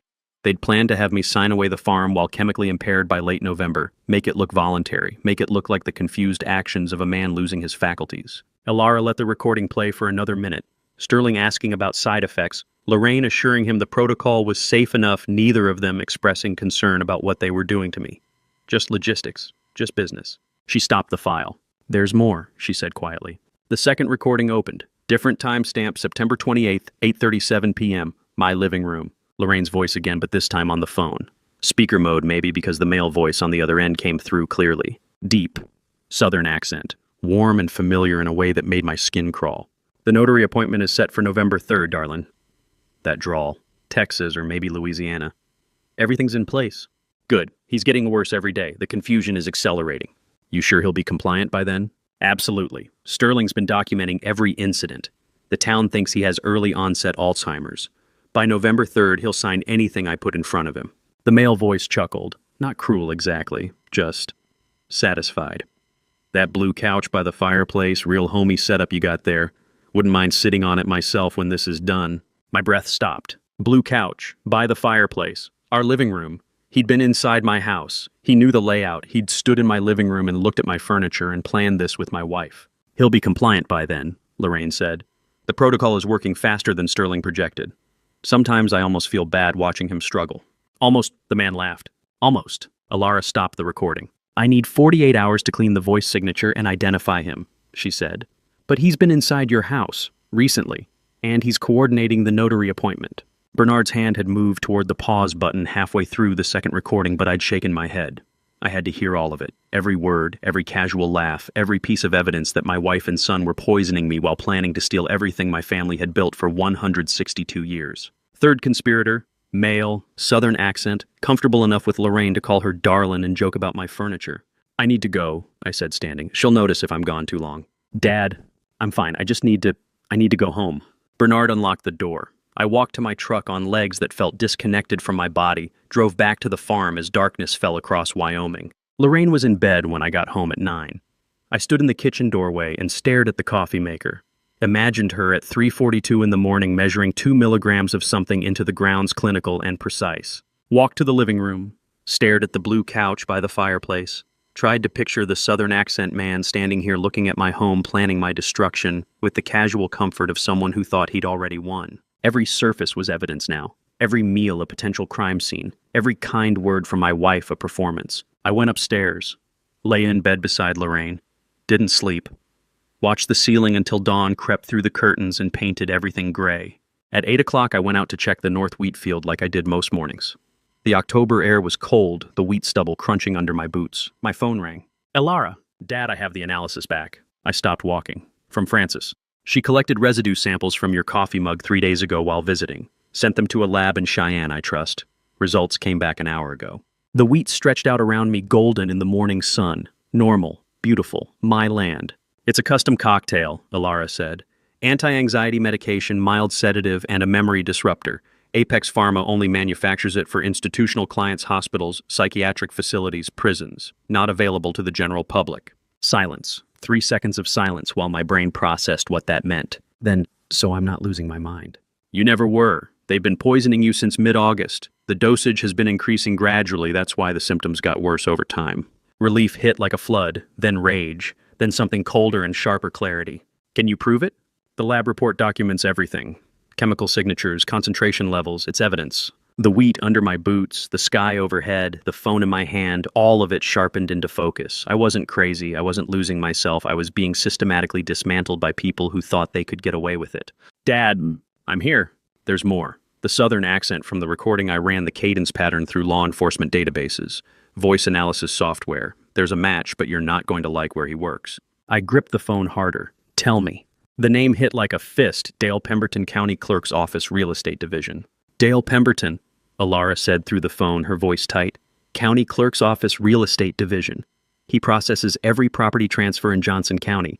He's positioned to forge documents, backdate signatures, make fraud look legal. I stood in the north wheat field, morning sun warming my shoulders, phone pressed to my ear.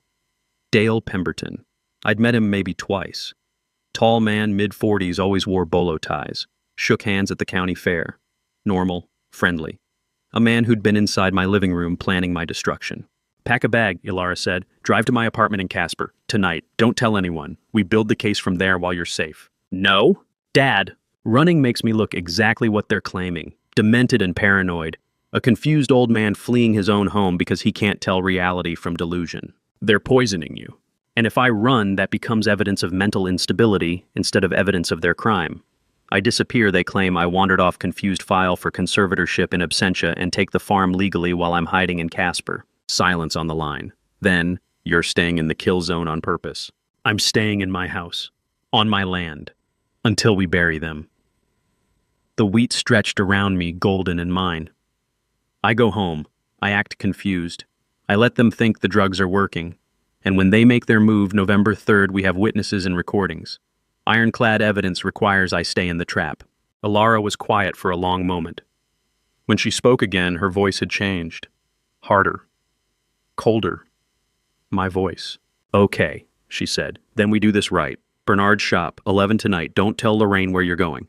The line went dead. At 11 o'clock that night, I told Lorraine I needed to check on a tractor part Bernard was holding for me. Drove into Buffalo under stars so bright they looked like broken glass. Bernard's shop was dark except for a single light in the back office. I knocked. He opened the door, locked it behind me, led me through the quiet building. The office was different than this afternoon. 3 people waited around the metal work table. Elara stood by the window. Beside her, a man in his early 50s wearing jeans and a work shirt, no uniform, no badge, but I recognized him anyway.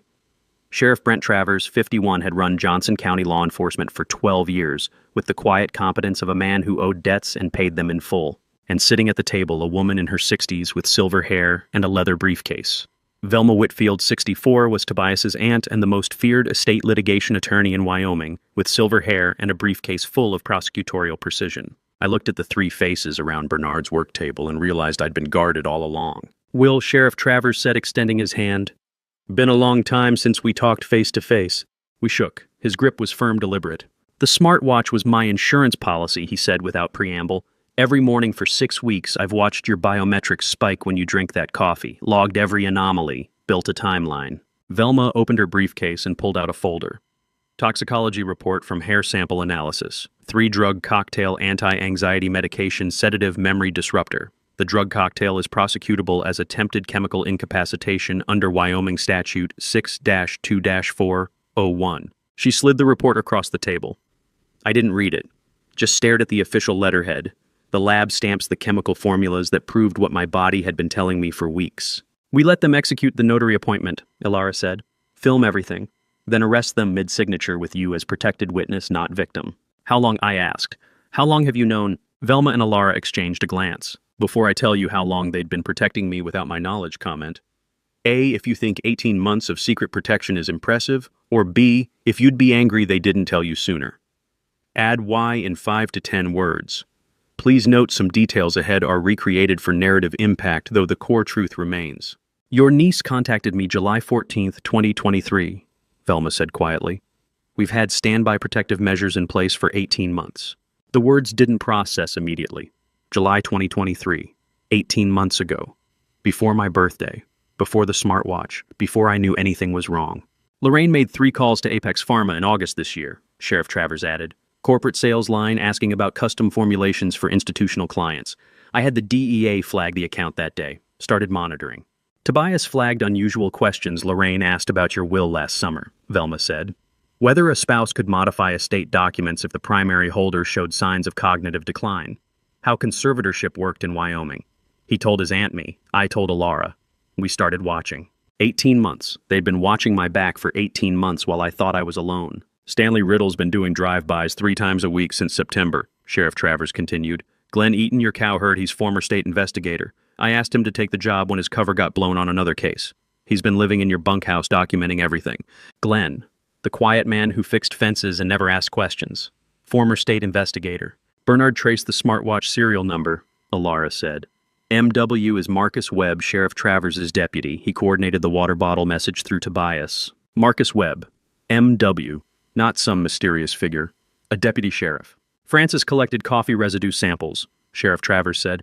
She thinks she's helping document your decline for sympathetic purposes. Doesn't know we're using her samples as evidence against Lorraine. The room felt smaller suddenly, warmer.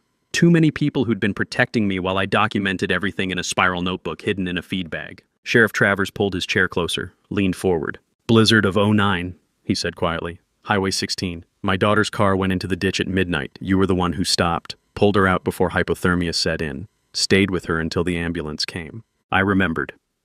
January 2009, 20-degree night. Young woman, maybe 19, car buried in a snowdrift heater dead. I'd wrapped her in a moving blanket from my truck, kept her talking until help arrived. You saved my daughter's life, he said. I owe you my life, now we're even. 18 months. They'd been watching for 18 months. Building evidence, coordinating witnesses. Protecting me while I thought I was fighting alone. Velma slid a manila folder across the table. Now we discuss November 3rd, she said. The notary appointment, because Dale Pemberton isn't coming alone, he's bringing a witness. Her eyes locked on mine. Your wife scheduled a doctor to certify your mental incapacity on site. Brent Travers looked at me across the table and his voice dropped to something raw. You raised me, Will, he said. The name hit me like a fist. Nobody called me that anymore except the old-timers at the feed store who remembered my father. You don't remember, do you? His jaw worked. 1999. I was 16, aging out of the group home in Casper. You came through doing some cattle auctions, saw me fixing a busted fence on the property, and you just stopped. I stared at him, searching for the memory. A skinny kid, all elbows in defiance, refusing to make eye contact while his hands worked wire like he'd been doing it his whole life. You told the director you needed summer help, Brent continued. Paid them 3 months up front, brought me here. Taught me to ride, to rope, to fix machinery. You never asked about my past, you just saw me. His voice cracked. I won't let her finish this. You raised me, Will. I won't let her bury you. The memory crystallized a boy who flinched at sudden movements, who slept in the bunkhouse and worked until his hands bled, who left at summer's end with $2,000 cash and a letter of recommendation that got him into the sheriff's academy. I'd forgotten. God help me, I'd forgotten saving him. So, when Velma came to me last July, Brent said, saying you might be in danger, but we needed proof before we moved, I started watching. We all did. 18 months they'd been circling me like guardian angels, and I never knew. That afternoon, I found Paloma Hewitt, 27. Sterling's wife of 3 years, and a soft-spoken elementary teacher who'd married into the Hewitt family believing she'd found stability standing in the kitchen with her hand pressed to her stomach. The gesture was unconscious protective. She startled when I walked in. "Just checking the pantry," she said too quickly. Sterling asked me to grab the rice. But her eyes were red and the prenatal vitamin bottle was barely visible in her cardigan pocket, the pharmacy label still fresh. 6 weeks along the date stamp said. She didn't know I'd seen it when it slipped onto the counter yesterday. She didn't know I'd photographed it. Finn Hewitt, 8 years old and Clarence's grandson through Nora, a quiet boy who loved the farm's barn cats more than people sat at the table drawing pictures of calico kittens with fierce concentration. He didn't look up. "How you feeling, Paloma?" I asked. "Fine," she grabbed the rice. "Just tired." She was hiding the pregnancy from Sterling. The question was why. October 3rd, I started performing madness. Controlled, calculated, observable madness. Lorraine poured my morning tea with that careful precision she'd perfected, setting it on the table like an offering. I picked it up, walked to the pothos plant on the windowsill, that sprawling green thing that had survived 20 years of neglect, and poured the entire cup into its soil. The liquid soaked in, dark and toxic. "What are you doing?" Lorraine's voice was sharp. "Feeding it," I said. "Plants like tea, don't they?" Her face went carefully blank. "You're supposed to drink that." "Not thirsty." I saw the calculation in her eyes. Was this genuine decline, or was I onto her? She couldn't know for certain, and that uncertainty was my weapon. October 4th. I called Finn by the wrong name 3 times. "Hey there, Marcus," I said. "Want to see the barn cats?" "Grandpa, I'm Finn." Right, Finn. Sorry, Marcus." Sterling exchanged glances with Lorraine. She touched her phone, probably texting Dale or whoever else was in her network. October 5th, someone asked me a direct question about the fence repair, and I just stared. Let 15 seconds drag out while I blinked slowly as if fighting through fog to find words. "The fence," I finally said. "Yes, fence needs fixing." More glances, more texts. October 6th, I poured another cup into the pothos, and another on the 7th. For sure. By October 7th, the pothos plant's leaves were yellowing at the edges, curling inward like dying hands. The broad green foliage that had dominated the windowsill for 2 decades was turning sickly spotted with brown necrosis. I stood there at dawn, watching the evidence accumulate in chlorophyll failure. The tea was killing it. Whatever Lorraine had been putting in my morning cup was toxic enough to murder a plant that had survived every kind of neglect. I photographed the leaves with my phone close-ups showing the progression of decay and uploaded them to the shared drive Velma had set up. Proof, visible, undeniable proof. Lorraine walked in, saw me staring at the dying plant, and her expression flickered just for a second into something cold and furious before smoothing back to concern. "That old thing finally giving up," she said lightly. "Guess everything dies eventually." "Guess so," I agreed. But we both knew what we were really talking about. Sterling stood at the kitchen counter scrolling his phone when Paloma walked in hand, unconsciously touching her still flat stomach. His eyes flicked up.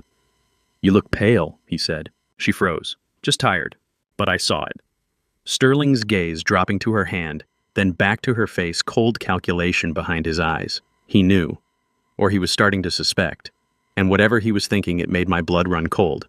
Paloma's whisper drifted through the farmhouse hallway from the guest bathroom. 5 more days, Cody. Then everything changes." I froze outside the linen closet, towels in hand. October 8th, 6:30 evening, and my daughter-in-law was whispering promises to someone who wasn't her husband.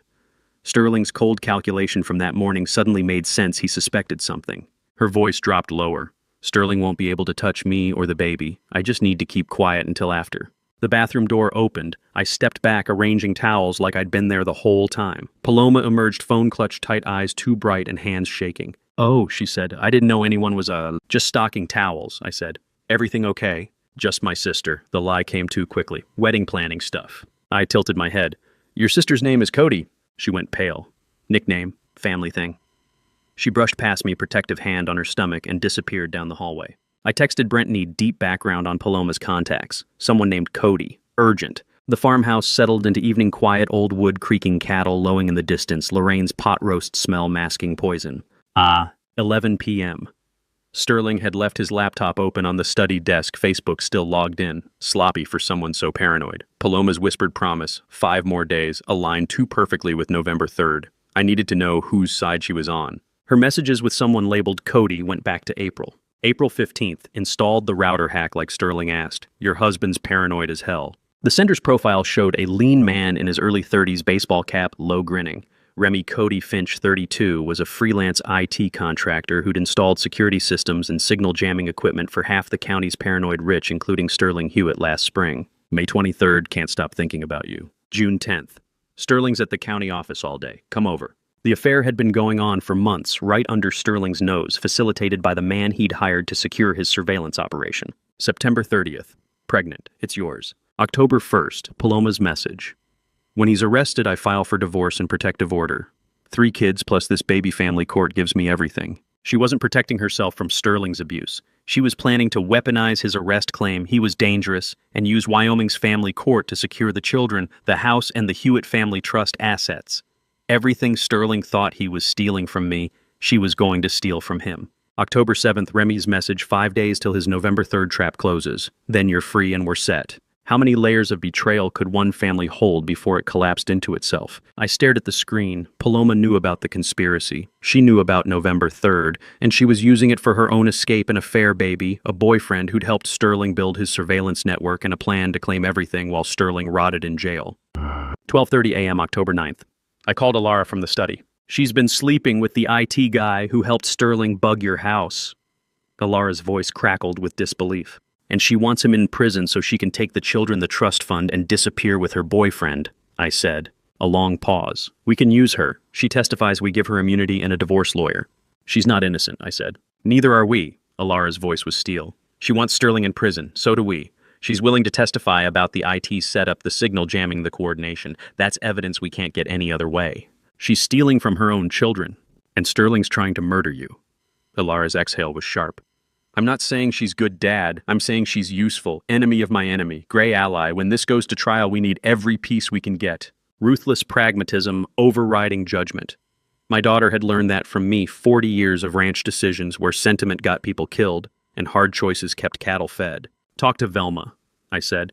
See if she can structure an immunity deal. Paloma gets protection custody, a clean exit. We get her testimony about Remy Finch and the IT contractor connection. Already texting her, Alara said. 5 days, Dad. Keep your head down. October 9th, 10 p.m. The study smelled like old leather and printer ink. I compiled the third evidence notebook, methodical and comprehensive. Complete drug timeline since August, dates, dosages estimated from symptom severity, Smartwatch heart rate correlations. Gaslight frequency chart, 47 incidents logged color-coded by witness and severity. Phone call logs between conspirators.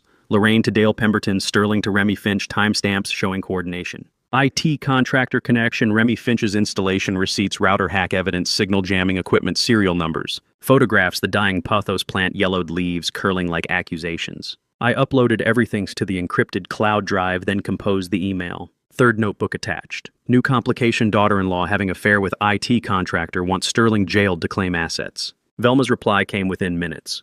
Good. Gives us leverage and a cooperative witness. 5 days, stay sharp. 5 days. The number sat in my chest like a countdown timer I couldn't stop. I leaned back, listening to the farmhouse breathe. October wind rattling windows, furnace kicking on Lorraine's footsteps overhead as she prepared for bed. This place had been in my family for 3 generations. I'd fought drought market crashes and brutal winters to keep it alive. I wasn't going to let them bury me here. October 10th morning, I found Lorraine in the kitchen mixing my coffee with deliberate precision.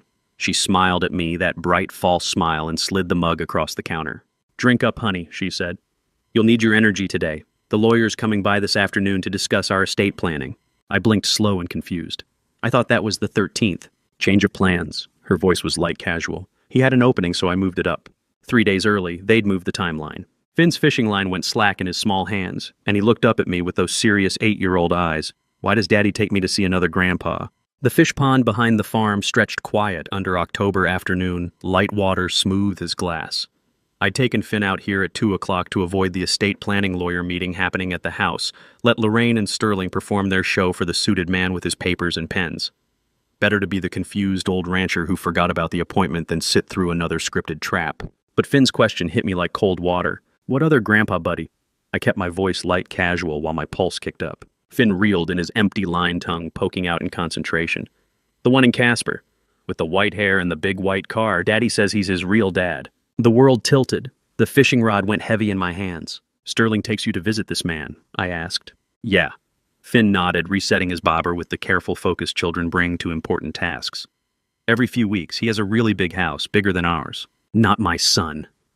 The thought came unbidden, sharp as a knife between ribs. Sterling had a biological father I'd never known about. 34 years raising another man's child, and Lorraine had never told me, never even hinted. "What does this grandpa look like?" I asked. Finn squinted, remembering. "Old like you, white hair, blue eyes, he's got a white Cadillac, really shiny, and he always asks about you and the farm, what you're doing, if you're feeling okay, stuff like that. Intelligence gathering through an 8-year-old. Cold, calculated. Are you mad, Grandpa?" Finn's voice went small. "Mommy said I should always tell you the truth. Paloma, she'd told him to reveal this, but why? I'm not mad at you, buddy." I reached over, squeezed his shoulder. "You did the right thing telling me. Always tell me the truth, okay?" Finn's face brightened. "Okay, can we catch a fish now?" "Sure thing." But my mind was racing. Sterling had a biological father in Casper. White hair, blue eyes, expensive car, big house asking questions about the farm. A real estate developer, probably. Someone with money. Someone who might be funding this whole conspiracy. The pieces clicked together with sickening clarity. Sterling's willingness to betray the man who'd raised him. The coldness in his eyes. The calculated theft. It all made sense now. He'd never seen me as his father, just the obstacle standing between him and what his real father wanted: the Hewitt farm, the land, the legacy. 34 years raising another man's son, and I'd never known, never even suspected. The fish weren't biting. We sat in comfortable silence while the sun dropped lower, painting the pond copper and gold. Finn hummed some song from school, swinging his legs off the dock, and I wondered how much damage we were about to do to this innocent kid's world when we tore his family apart. 5 o'clock, we walked back to the farmhouse. The black Mercedes was still in the driveway estate, planning lawyer still inside, probably packing up his briefcase full of unsigned documents. Lorraine would be furious I'd missed the meeting. I sent Finn to wash up for dinner and headed down the hallway toward my study. Paloma's voice drifted from the bathroom, low and urgent. I slowed. "You did good today, sweetie," her whisper carried through the half-open door. "Always tell Grandpa Will the truth, just like we practiced." Finn's small voice. "But why can't I tell Daddy?" I told. "Because it's our special secret, just you, me, and Grandpa Will." The exit twist landed like a punch to the gut. She'd coached him. Deliberately planted the revelation about Sterling's biological father, using the fishing trip as her stage and an 8-year-old boy as her messenger. Gray ally feeding me evidence while maintaining her innocent wife cover. I stood frozen in the hallway, hand on the study door, listening to water run in the bathroom sink and Paloma's gentle murmurs about washing behind your ears. She was ruthless, strategic, playing both sides with surgical precision. And I was going to let her because we needed the evidence. 5:30, my phone buzzed. Text from Velma. Received 3 photos from P via T. Positive ID on Sterling's biofather. Marcus Gaines, 68. Casper real estate developer. $8 million net worth. Running background now. I pulled up the attached images. First photo, a man with white hair and cold blue eyes standing beside a white Cadillac, face clear and focused. Second photo, the Cadillac's license plate, Wyoming tags number sharp. Third photo, a large house in North Casper address visible on the mailbox. Paloma had documented everything. She'd probably taken these photos weeks ago, waiting for the right moment to deploy them. I texted back. She used the kid to tell me first. Coached him at the pond. Velma's reply came fast. Ruthless, but useful. Gaines might be funding the conspiracy. Checking financial ties to Dale Pemberton and Lorraine now. Marcus Gaines. Sterling's biological father. $8 million net worth real estate empire asking questions about my farm through an 8-year-old grandson. The conspiracy suddenly had a face, a name, a financial backer with the resources to fund forgery, bribery, and murder. I sat at my desk studying Marcus Gaines's face on my phone screen. He looked like Sterling, same cold calculation in the eyes, same thin-lipped smile that never reached the warmth. Blood calling to blood across 34 years of lies. The hallway floorboards creaked. Voices from the kitchen, Lorraine's bright fake cheer. Sterling's low rumble, a stranger's professional tone. The lawyer was still here. I stood, pocketed my phone, and moved to the window. The estate planning lawyer's black Mercedes was still parked in the driveway. Through the kitchen window, I saw Lorraine Sterling and a man in a suit gathered around the table, papers spread, pen in Sterling's hand pointing at signature lines. They'd started without me. The trap was closing 3 days early. She'd used a child, her own stepson, and I was going to let her because we needed the evidence. Alara laid 4 sealed bags on Bernard's work table, hair, cotton swab hair, again coffee cup with lipstick stain. I'd walked past that estate planning meeting the night before without entering. Let them think I'd forgotten. Let them believe the cognitive decline was real. October 11th. 8 a.m. and I stood in Bernard's shop back room while my daughter arranged evidence like a prosecutor building a case. "I've had these since before Finn told you about the Casper grandfather," Ilara said. Her voice was steady clinical. I needed scientific proof. The first bag, dark hair streaked with gray. "Yours, from the barbershop trash, October 7th. The second bag, cotton swab with faint staining. "Sterling's, from the farmhouse bathroom, October 8th. I broke in through the mudroom while everyone was at dinner. The third bag, brown hair, younger. Mine. The fourth bag, white paper cup rim marked with coral lipstick.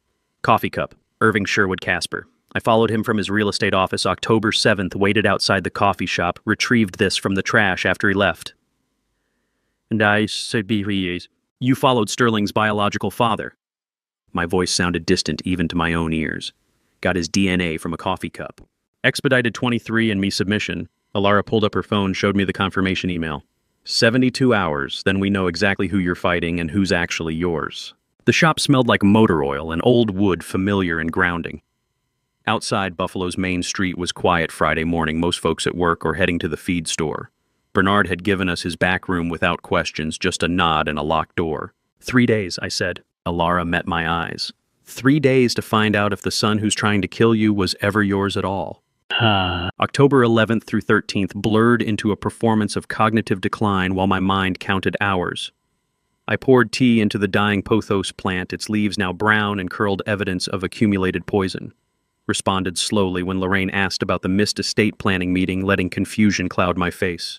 Stared blankly during dinner conversations while Sterling and Lorraine exchanged meaningful glances. Every hour wondering about those DNA results. Ilara's texts marked time like a countdown. 48 hours. Stay sharp, tomorrow results come to Bernard's shop address. Then 24 hours. Then October 13th night, 6 hours. Tomorrow changes everything. I lay in bed, listening to Lorraine's breathing beside me, this woman who'd shared my life for 40 years, and thought, tomorrow I find out if the son who's trying to kill me was ever mine at all. The waiting was a slow bleed every hour, draining certainty until only questions remained. October 14th, 3 p.m. Bernard's shop, back room again. Ilara's laptop open on the work table, 23andMe results loaded. Her hands shook as she clicked through the interface. "Okay," she said quietly. "First comparison. Sterling Hewitt versus you." The screen populated with data, genetic markers, percentage matches, relationship probability. The number at the top hit me like a fist. 0% biological relation, Ilara read. Her voice was flat professional, but I heard the tremor underneath. "No paternal match, not your son. 34 years, birthday parties and cattle drives, and teaching him to ride. Sitting beside his hospital bed when he broke his arm at 12, walking him through college applications. All of it built on a lie Lorraine had maintained every single day." "And the Casper man?" I asked. Ilara clicked to the second comparison. Sterling Hewitt versus Irving Sherwood, 99.97% paternal match confirmed. She looked up. Sterling's real father. Irving Sherwood, not the man I'd raised as my son, but the man who'd fathered him probably while I was working 16-hour days to keep the ranch alive, probably in my own bed while I was out checking fence lines in winter storms. The entry twist settled into my bones like cold. Sterling had never been mine. Every moment of his childhood, every scraped knee I'd bandaged and bedtime story I'd read, I'd been raising another man's son while that man, Irving Sherwood, real estate developer, white Cadillac, big house in Casper, waited in the shadows. "Why?" The word came out rough. "Why would she do this?" "I don't know yet." Ilara's fingers hovered over the keyboard. "But there's more." She scrolled to a second result page. Her hands were shaking harder now. "What the?" "There's a second result," she whispered. "Me and you." The screen loaded. Ilara Hewitt versus Clarence Hewitt. The percentage at the top made my vision swim. 99.99%, I read aloud. Biological match, confirmed paternal relation. Ilara looked at me with tears running down her face. "I'm not your niece. I'm your daughter. Birth name Emily before the adoption. My parents, your brother and his wife, they told me when I turned 18. Said I'd been given to them when I was 2 years old. Family arrangement, they called it. I never knew why." The exit twist rewrote everything. The daughter I'd thought was my brother's child, raised across town, seen at Sunday dinners and holidays, always feeling that inexplicable pull toward her. She'd been mine all along. Emily. My Emily. "You're mine," I said. My voice broke. "You always were. They took you and gave me his son instead." Ilara came around the table. I stood and she wrapped her arms around me, and we held each other, while decades of lies collapsed into one truth. She smelled like her mother's perfume, the woman who'd raised her, but her eyes were mine. I'd seen it all her life and never understood. "Dad," she said against my shoulder, the word she'd never called me before. "Emily," I said back. 2 results, 2 lives rewritten, and Lorraine had known every truth she'd buried. We stood there in Bernard's back room holding onto each other like drowning people while the laptop screen glowed with scientific proof of what my heart had somehow always known. Alara wiped her eyes and opened a 3rd file on the laptop. "There's more," she said quietly. "I ran Lorraine's DNA too from her hairbrush. You need to see who Emily's mother actually is." The family tree diagram loaded on screen and my breath stopped. Remy Finch walked into Sterling's Coldwell Banker office carrying a laptop bag and the confident lie, "I'm here about your server issue." That was 2 p.m. October 14th. At that exact moment, 30 miles away in Bernard's shop, the DNA family tree on Alara's laptop showed Lorraine as Emily's biological mother. My wife had given away her own daughter and raised another man's son in her place. The screen glowed with proof of a deception so complete it had lasted 32 years. But I didn't know about Remy yet. That came later. 2 p.m. Sterling's Coldwell Banker office. Casper. The receptionist, young woman with perfect nails and a phone headset, looked up when Remy walked in. "Sterling called about network slowdowns," Remy said, smooth as glass. "Said I could access his machine while he's out showing properties." She checked her calendar. "He's at a 2 o'clock showing in Riverside. Won't be back until 4. You need me to call him." "No need, he's expecting this. I'll be quick." She waved him through. Sterling's private office, glass desk, leather chair, Montana landscape prints on the walls, desktop computer tower humming quietly beneath the desk. Remy knelt, unplugged the USB drive from the back port. Small black drive no bigger than a thumb containing everything. 4 minutes. That's all it took. Laptop connected files copying in a silent stream, 847 files total. Contracts, emails, spreadsheets, financial projections. The entire conspiracy documented and stored on a drive Sterling thought was safe because it was physically disconnected from the network. Progress, bar 100%. Remy ejected the drive, plugged Sterling's back in exactly where it had been packed up the laptop. Text to Paloma, in and out, 4 minutes, 847 files, copied contracts, emails, spreadsheets. Sending to your contact now. The receptionist smiled when Remy walked past. "All fixed. Server's running clean," Remy said. "Have a good afternoon." The entry twist was already complete before I knew it existed. Every piece of evidence Sterling thought was hidden, now copied and encrypted, already traveling through digital channels toward Alara's secure email. Bernard's shop. 3:30 p.m. Alara and I were still sitting in stunned silence. Lorraine is Emily's mother. Lorraine gave her away. Lorraine raised Irving's son instead when Alara's phone buzzed. She looked at the screen. Remy got the files, everything from Sterling's office drive. I felt hollowed out, scraped clean by too many revelations in too few hours. Can we handle more truth today? We don't have a choice. Alara opened her laptop, fingers moving fast across the keyboard. The contract's in here, the actual sale agreement. The back room smelled like coffee gone cold, and the metallic tang of stress sweat. Outside, Buffalo's afternoon traffic hummed past Bernard's shop. Ordinary people living ordinary lives while mine disintegrated into lies upon lies. Alara's screen filled with file names, Hewitt_farm_contract_final.pdf wire_schedule.xls_email_thread_Sherwood_March_OCT.msg. Start with the contract, I said. She clicked. The PDF loaded 23 pages, legal language dense as barbed wire, dated November 3rd, 2024. Purchase agreement for Hewitt Farm, 240 acres, seller, Clarence Hewitt buyer, Sherwood Development, LLC, purchase price $11.3 million. I scanned past the property description, the title warranties the closing conditions. Page 4, supplementary clauses. There, I said, pointing. Clause B. Alara read aloud. Consultancy fee $4.7 million payable to L. Hewitt Cayman National Bank Account 7739-4821. $4.7 million. Her price for 34 years of marriage in calculated murder. Lorraine, Alara whispered. Offshore Cayman account. She's taking nearly half the sale price. She's not the accomplice, I said.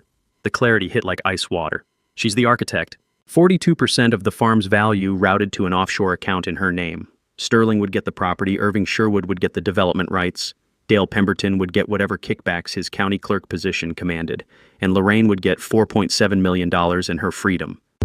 Alara opened the email thread. Messages between Lorraine and Irving Sherwood starting March 8th, 2024. March 8th. Lorraine to Irving.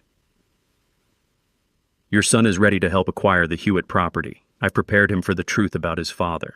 Irving's reply, you're certain he'll cooperate. This is delicate. Lorraine. He's angry. I've made sure of that. 34 years believing Clarence was his father, now learning the truth. He wants what's his by blood. She told Sterling about Irving to turn him against me, I said. Weaponized his identity. Alara scrolled. April 3rd. Apex Pharma contact confirmed. Benzodiazepine supply secured, dosage schedule attached. Symptoms will mimic cognitive decline over 4 to 6 months. May 17th. Dale Pemberton on board. County clerk access gives us document control for the estate transfer. June 24th. Timeline set, November 3rd, 2024. Notary appointment, mental incapacity documentation, conservatorship filing same day. Every piece of the conspiracy, the drugs, the gaslighting, the timeline, the legal manipulation orchestrated by Lorraine. Sterling was just the visible hand, the weapon she'd sharpened with revealed paternity and manufactured rage. The drugs, the gaslighting, the timing, all her, Alara said. Her voice was hollow. Sterling's just the visible hand. The exit twist settled into my bones.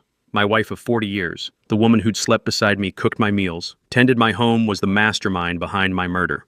She'd recruited Sterling by revealing his true father. She'd coordinated with Irving Sherwood to acquire the land. She'd arranged the pharmaceutical supply. She'd set every trap. And she'd done it all while smiling at me across the breakfast table, pouring poisoned tea with steady hands. How long had she been planning this? Years, decades, since the day she married me. Alara scrolled to the final email in the thread dated October 13th yesterday. Lorraine to Irving Sherwood. Timeline accelerated. Estate lawyer meeting complete. Clarence signed preliminary documents while confused. Final signing November 3rd as planned, but I have backup leverage if needed. The girl doesn't know I'm her mother yet. My hands went cold. She knows, Alara whispered. She knows I'm her daughter, and she's planning to use it as leverage. Lorraine knew. Had always known. Had given Emily away at age 2, raised Irving's son instead, and kept the secret for 32 years, not out of shame but as a weapon she could deploy when needed. Backup leverage. Her own daughter reduced to a tactical asset. The conspiracy didn't start with Lorraine. It started with her mother Edna in 1984, 40 years of patience. Alara found it at 6 p.m., still in Bernard's back room, digging through financial records. We'd spent the last hour processing Lorraine's leverage threat against her daughter. Now Alara was tracing money trails, face pale. Clayton Lockwood, she said, CEO of Lockwood Energy. He's Lorraine's half-brother, same mother Edna. I stared at the corporate filing. Clayton Lockwood, 64, energy executive, net worth $200 million. Family tree showed Edna Lockwood as mother to both different fathers, same calculating bloodline. Edna died in 97, I said. She planned this before I even married Lorraine. Alara clicked through geological surveys, energy corridor projections, land assessments. 1984. Your land sits on the projected route for the Thunder Basin Energy Corridor. Natural gas pipelines wind farm access transmission lines. Your 240 acres are the bottleneck. They've been waiting 40 years. The entry twist hit like a landslide. Edna Lockwood had positioned her daughter to marry me in 1985, 1 year after identifying my land as the key parcel. Waited through 40 years of marriage, 3 children, countless dinners and holidays. Waited for me to age, to become vulnerable, to be worth more dead than alive. 3-generation conspiracy to steal $11.3 million and clear the way for energy development worth billions. So Lorraine married me on her mother's orders, I said. Gave away our daughter, raised Irving's son, poisoned my tea, all following a plan her mother drew up when Reagan was president. And Clayton stands to make hundreds of millions once the land is acquired, Alara said. Sherwood Development LLC is a shell company. Lockwood Energy owns it through 3 layers of holding companies. 40 years, patient as cancer. 8 p.m., tree line 100 meters behind my farmhouse. FBI Special Agent Simone Graves, 39, had worked white-collar conspiracy cases for 12 years and recognized multi-generational land fraud when she saw it. She crouched beside Sheriff Brent Travers' thermal imaging trained on the house body cam recording. I wore the wire they'd fitted under my flannel microphone, cold against my chest transmitter clipped to my belt. We need them to attempt the violence on camera, Simone said into her radio. You drop the weapon the second Sterling provides verbal witness statement, not before. We need his words recorded. Frances is inside knitting, Brent added. She's your alibi and their witness. They think she'll say you attacked first. She knows to stay quiet until we enter. Frances Platt, 76. Sitting in my living room like 1,000 times before needles clicking, playing her role as innocent neighbor who'd witnessed my supposed violence. I'm ready, I said into the wire. Let them spring it. The October night smelled like frost and dying leaves. Wind rattled through cottonwoods carrying distant cattle sounds. My farmhouse glowed warm against darkness kitchen lights on smoke from the chimney picture of peace masking murder. Hours of waiting in the dark, watching the farmhouse lights knowing violence was coming and choosing to walk into it anyway. Simone handed me the tactical radio. Earpiece in, we'll be listening. The second you're in danger, we move. I walked back toward my house alone, boots crunching frost-brittle grass. 40 years of my life had been theater directed by a dead woman's greed. Tonight I'd let them perform the final act and spring the trap they didn't know existed. 10:45 p.m. Knock on the door. Sharp, urgent, apologetic. I opened it to a young man in his early 20s, clean-cut and nervous, Honda keys in hand. "Sorry to bother you folks this late," he said. "My Honda died about a mile up. No cell signal out here." Kai Sherwood, 23, was Irving Sherwood's nephew from Denver, recruited as the innocent-looking bait for the knife trap with promises of $50,000. I knew because Paloma had sent photos to Velma 3 days ago, advance warning of every piece they'd move. Lorraine appeared behind me, perfect concerned hostess. "Oh, you poor thing. Clarence, get the jumper cables from the shed. I'll make coffee for this poor boy." She touched my elbow, guiding me toward the living room. I saw it immediately, the Wusthof cleaver under the white tablecloth edge blade just visible, positioned where I'd naturally reach if startled. They'd plant it in my hand or claim I grabbed it to attack Kai. Francis would witness me threatening the stranger. Sterling would subdue me. Sheriff called. Cognitive decline and violent episode documented. Except Brent Travers was already sheriff, crouched behind my barn with FBI tactical. "I'll get those cables," I said slowly, confusion clouding my voice. Shambled toward the table. Kai stepped inside, positioned between me and the door exactly as choreographed. Sterling emerged from the kitchen phone, ready. My hand touched the tablecloth. Lorraine's breathing quickened. Francis's knitting needles stopped. The farmhouse held its breath. I pulled the tablecloth. The cleaver slid into view. Sterling moved fast, pressing it into my hand with both of his, wrapping my fingers around the handle, forcing my grip while pretending to restrain me. "Dad, drop the knife," Sterling shouted loud enough for Francis to hear. "Francis, call 911, he's threatening us." I held the cleaver, looked at Francis frozen with her knitting, looked at Lorraine's calculating eyes, looked at Kai's rehearsed fear. Then I dropped it. The blade clattered on hardwood. "I've been watching all of you for weeks," I said clearly into the wire. "Every lie, every drug, every plan. The exit twist executed perfectly. I'd played into their trap deliberately. Let Sterling force the weapon into my hand, let him shout the false witness statement, all recorded on body cam and wire. Brent Travers and Simone Graves crashed through the front and back doors simultaneously, FBI tactical flooding behind them, cameras rolling. "Sheriff's Department and FBI," Brent announced. "Nobody move. This entire interaction is on body cam and wire recording." Lorraine's face went white. Sterling's hands dropped. Kai backed against the wall. 40 years. They'd waited 40 years and lost it all in 40 seconds. Simone Graves pulled Lorraine's hands behind her back for cuffing when Lorraine smiled, actually smiled and looked straight at me. "You think you won," she said quietly. "But Emily's still mine. She just doesn't know it yet." The FBI agent froze. My blood went cold. Sheriff Brent Travers pulled the Miranda card from his jacket and started reading while Lorraine's wrists clicked into handcuffs. Her threat about Emily still hung in the air, that smile, that quiet certainty. But the law moved forward with its own rhythm. Professional procedure overriding personal rage. Simone Graves pulled Sterling's hands behind his back, next metal cuffs locking with the same decisive click. "You have the right to remain silent," Brent read. His voice was steady, practiced. "Anything you say can and will be used against you in a court of law. You have the right to an attorney. If you cannot afford an attorney, one will be provided for you." Lorraine's face stayed blank. Sterling's hands shook. Simone stepped forward, FBI credentials held up. "FBI investigation into Lockwood Energy Corporation and associated land acquisition fraud. This property is evidence in a federal case. We have authorization for full search and seizure. Your cooperation is noted but not required." "I want my attorney," Lorraine said. The first words she'd spoken since the arrest. Calm, controlled, like she'd planned for this moment too. Sterling looked at her, then at me. His mouth opened closed. No words came out. 2 FBI agents led them towards separate vehicles parked in my driveway. Lorraine to one, Sterling to another. Standard procedure for co-conspirators. Keep them separated, prevent coordination. The vehicle's red and blue lights painted the farmhouse in alternating colors, turning 40 years of memories into a crime scene. Frances Platt stood in the corner, knitting, abandoned in her lap, witness to the whole performance. She caught my eye and nodded once, silent confirmation that justice was moving finally after months of patient waiting. October 15th, 3 a.m.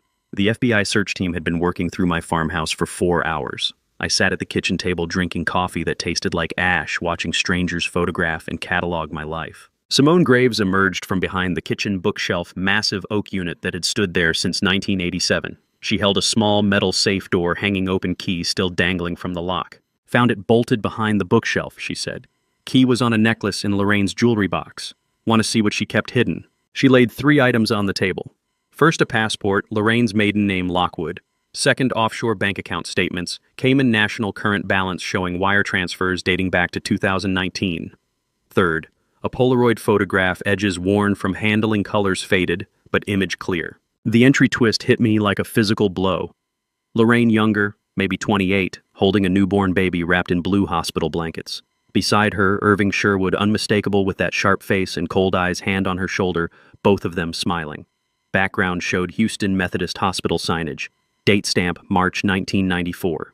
Caption in Lorraine's handwriting along the bottom white border, "Our son, forever ours, L. March 1994. Houston Methodist Hospital, March 1994, Simone said quietly. Irving Sherwood, Lorraine, and the infant. She kept it, I said. My voice sounded hollow. 30 years she kept proof of the lie. Brent Travers leaned over my shoulder studying the photograph. Evidence bag. This is premeditation documented in real time. The Polaroid was a time capsule of lies, 1994, Houston sunshine, preserving the moment they decided to destroy me. Sterling, born in Texas, while I believed he was mine, born in Wyoming while I was out checking cattle in a March snowstorm. Every detail of his birth story had been fabricated. The hospital, the complications, Lorraine described the midnight drive through a blizzard, all fiction. She'd kept the photograph like a trophy, hidden behind the bookshelf, locked in a safe, worn at the edges from being taken out and remembered. Our son, forever ours. Not mine, never mine. October 25th, 2 p.m., 11 days after the arrests. Johnson County Sheriff's interrogation room smelled like industrial cleaner and old coffee. Fluorescent lights hummed overhead, casting harsh shadows across the metal table bolted to the floor. I'd requested permission to confront Sterling before his arraignment. Simone and the federal prosecutor had agreed sometimes confessions came from family confrontations and they wanted everything on record. Sterling sat across from me, an Orange County jumpsuit public defender, beside him young lawyer who looked barely 30, already overwhelmed. I placed the DNA envelope and the 1994 Polaroid side by side on the table between us.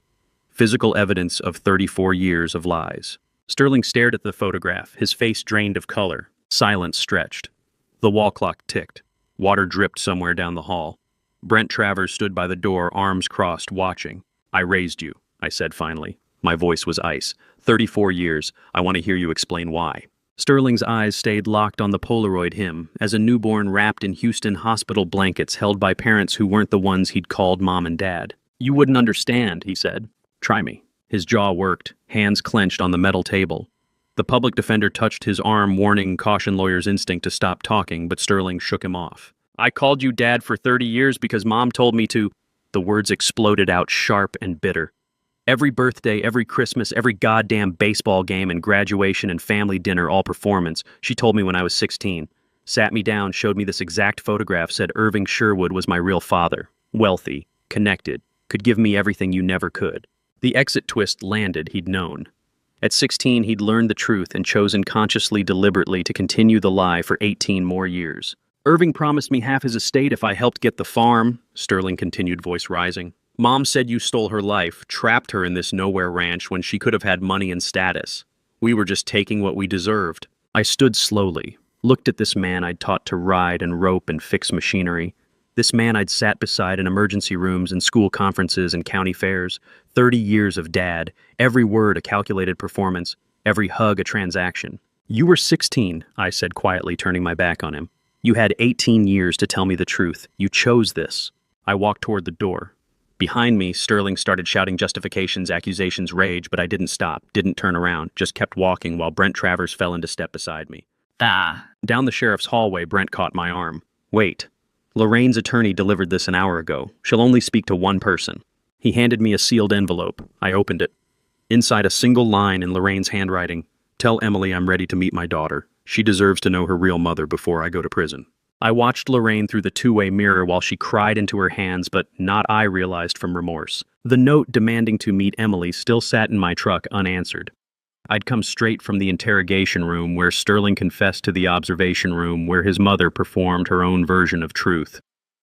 Sheriff Brent Travers stood beside me in the darkened space, arms crossed, watching the woman who'd poisoned my tea for months now sob into FBI custody. Agent Simone Graves sat across the metal table from Lorraine file folders spread between them, recording light blinking red. Professional, patient, waiting for the breakdown. "Where is Irving Sherwood right now, Mrs. Hewitt?" Simone asked. Lorraine's hands shook. Makeup ran in black streaks down her face, mascara mixing with tears. "I don't know. He stopped answering my calls 3 days ago." 3 days ago would be October 22nd, the day after we executed the search warrant on his Casper residence. "He's gone," Lorraine said. Her voice cracked. "Fled. Left me here to face this alone." Brent leaned close to me, voice quiet. "She's not crying because she's sorry. She's crying because he left her." I watched Lorraine's shoulders shake, listened to her gasping sobs. 40 years of marriage, and I'd never seen her cry like this, not when her mother died, not at Sterling's high school graduation, not even at our supposed anniversary dinners. But Irving Sherwood abandoning her broke something no arrest could touch. This wasn't guilt, this was abandonment, fury, desperation. Simone slid a photograph across the table, the 1994 Polaroid from the hidden safe. Lorraine stared at it, her younger self, holding newborn Sterling Irving's hand on her shoulder, Houston sunshine and hospital blankets. "Tell me about this photograph, Mrs. Hewitt." Lorraine's crying stopped. Her face went cold, calculating. Then something shifted, dam-breaking 40 years of secrets flooding out. "I gave up everything for that man, and he's going to leave me to rot while he flees to Cabo." The words exploded out sharp with betrayal. 40 years I waited. 40 years I played the rancher's wife while Irving built his empire, and now he won't even take my calls. The entry twist hit me like ice water. She'd loved him the entire time. Every anniversary dinner, every shared bed, every morning coffee theater, cover operation, tactical deception spanning 4 decades. Simone's voice stayed level. "So your marriage to Clarence Hewitt was always part of the land acquisition strategy." "My mother arranged it," Lorraine said. Tears gone now, replaced by bitter clarity. 1984, she identified the Hewitt property as critical for the Thunder Basin corridor. Irving and I were already together, college sweethearts planning our future. But we needed the land. So I married Clarence in 85, had Irving's baby in 94, and waited. 40 years. 40 years of breakfast conversations and shared silence, and she'd loved someone else the entire time. "We were supposed to be together after this," Lorraine continued. "Sell the farm, split the money, disappear to Mexico, but he's gone. Ran the second you started closing in, left me here alone." Brent touched my shoulder. "You've heard enough." I nodded. Couldn't speak. Just turned and walked out of the observation room while Lorraine's voice echoed through the speaker. 40 years for nothing, 40 years and he left me. November through January, the federal trial proceeded in Cheyenne. I sat in the gallery most days watching prosecutors build the case piece by piece. Wire transfers, email threads, recorded phone calls. The 1994 Polaroid entered as Exhibit 47. Sterling's confession played on courtroom speakers. But the evidence that sealed it came from my kitchen windowsill. Agent Simone Graves took the stand in December holding an evidence bag containing the dying pothos plant, brown leaves, yellowed stems, roots caked in soil. The pothos plant roots contained lethal concentrations of the same psychiatric cocktail found in Mr. Hewitt's hair and blood samples. Simone testified. Benzodiazepine, amitriptyline, and diphenhydramine. 5 days of poisoned tea poured into soil became concentrated residue that perfectly matched the defendant's Apex Pharma prescription records. The exit twist executed in botanical evidence. I'd poured the poison into that plant for 5 mornings, documenting my supposed cognitive decline, never thinking it would save me in federal court. The roots had absorbed everything chemical proof of attempted murder preserved in chlorophyll and soil. After her testimony, I found Velma Whitfield in the courthouse hallway. I poured the poison into that plant for 5 mornings, never thought it would save me in court. She smiled grimly. Sometimes the smallest decisions carry the most weight. That plant became Exhibit 83. Prosecution's closing argument centered on it. The trial revealed the full scope. Dr. Howard Nichols, 61, had run a private psychiatric practice in Casper for 28 years before prescribing custom drug cocktails for cash to conspirators like Lorraine Hewitt. Attorney Vernon Newell, 57, had spent 30 years drafting real estate contracts before crossing into fraud by preparing falsified estate documents for the Hewitt Farm conspiracy, Clayton Lockwood.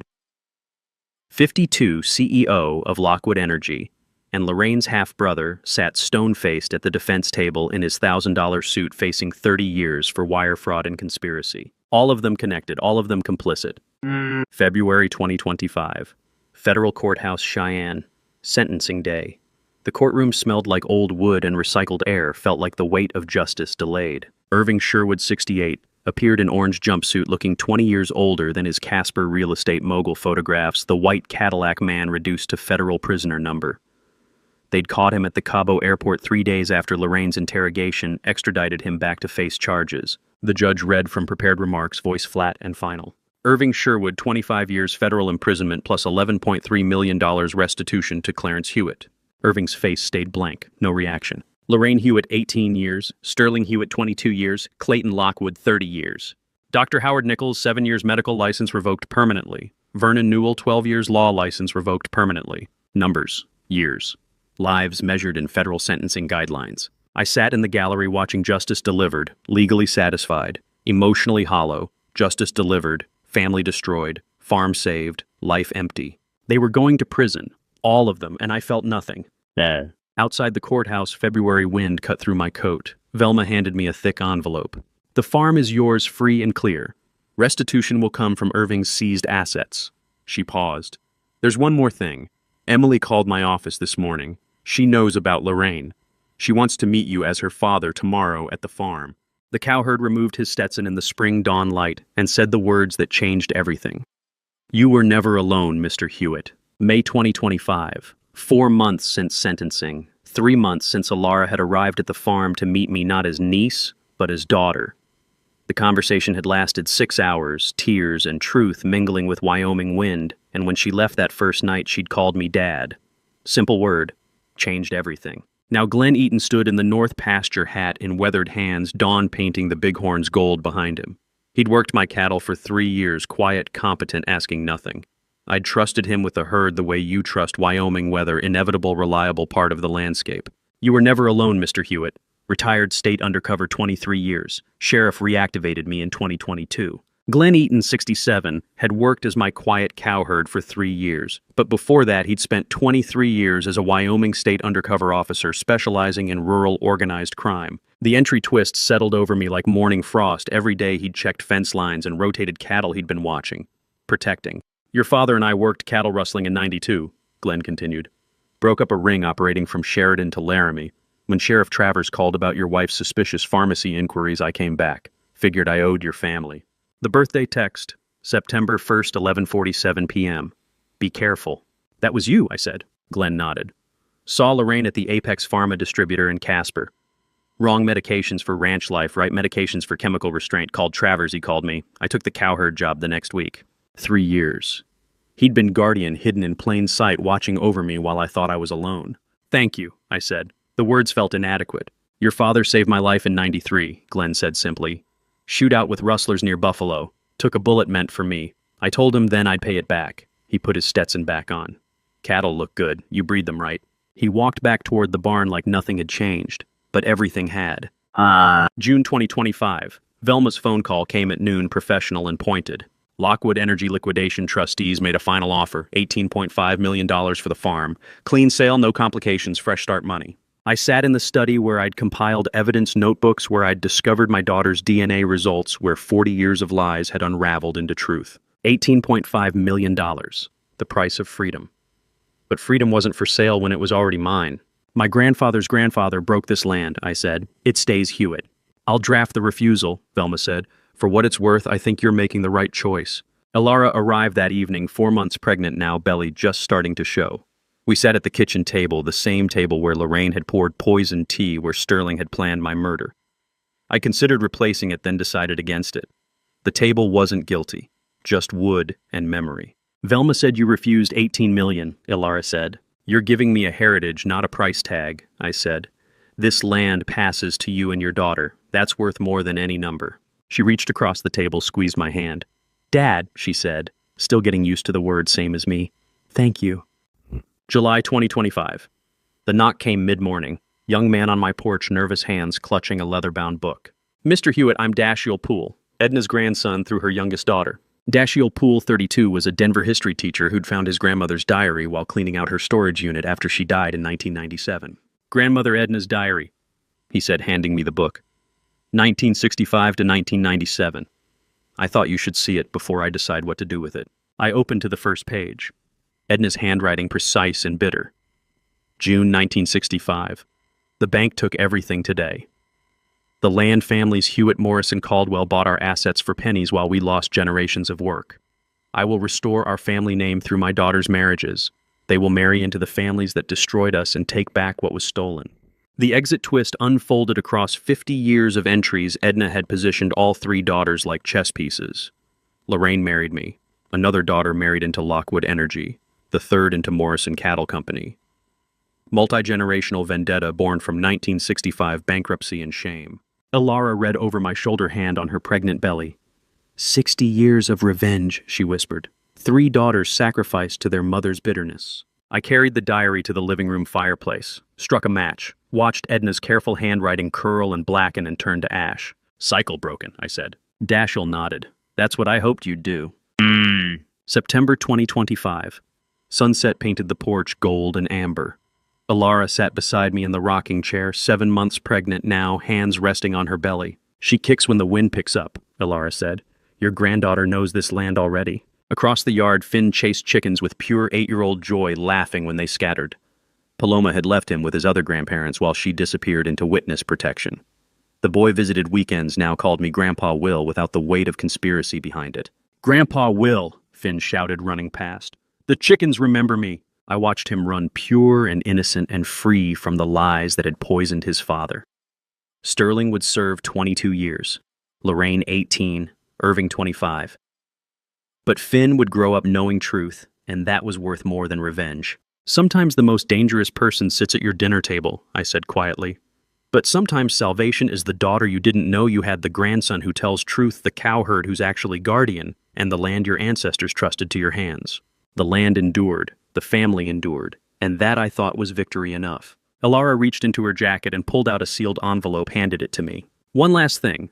Paloma's attorney sent this yesterday. She testified against Sterling and Remy got immunity and witness protection. She wanted you to have this before she disappeared. Inside a photo of Paloma's newborn daughter, tiny and perfect, wrapped in hospital blankets.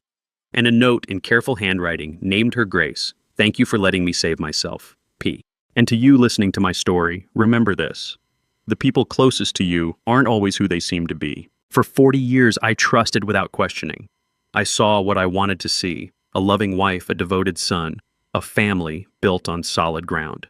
Family betrayal doesn't announce itself. It hides behind familiar faces and daily routines. Don't make my mistake. Pay attention to the details. Trust your instincts when something feels wrong. Family betrayal cuts deeper than any other wound because it violates the most sacred trust. When those who should protect you plot against you, it shakes everything. But here's what I learned. Family betrayal doesn't define you, how you respond does. I believe God allowed me to discover the truth when I was strong enough to face it. The smartwatch, the warnings, the quiet guardians. None of that was coincidence. Even in the darkest moments, there were angels I never knew I had. The land endured. My real daughter found her way back. That's grace. If this story resonated with you, I'd love to hear your thoughts in the comments below. Have you ever faced betrayal from someone you trusted completely? Share this video with someone who needs to hear it, and if you want more stories like this, stories about justice, survival, and hard-won truth, please subscribe to Revenge Dad. Your support means everything. Thank you for staying until the very end. This story contains fictionalized elements for storytelling purposes, but the lessons are real. May you never face such betrayal. But if you do, may you find the strength and support to survive it.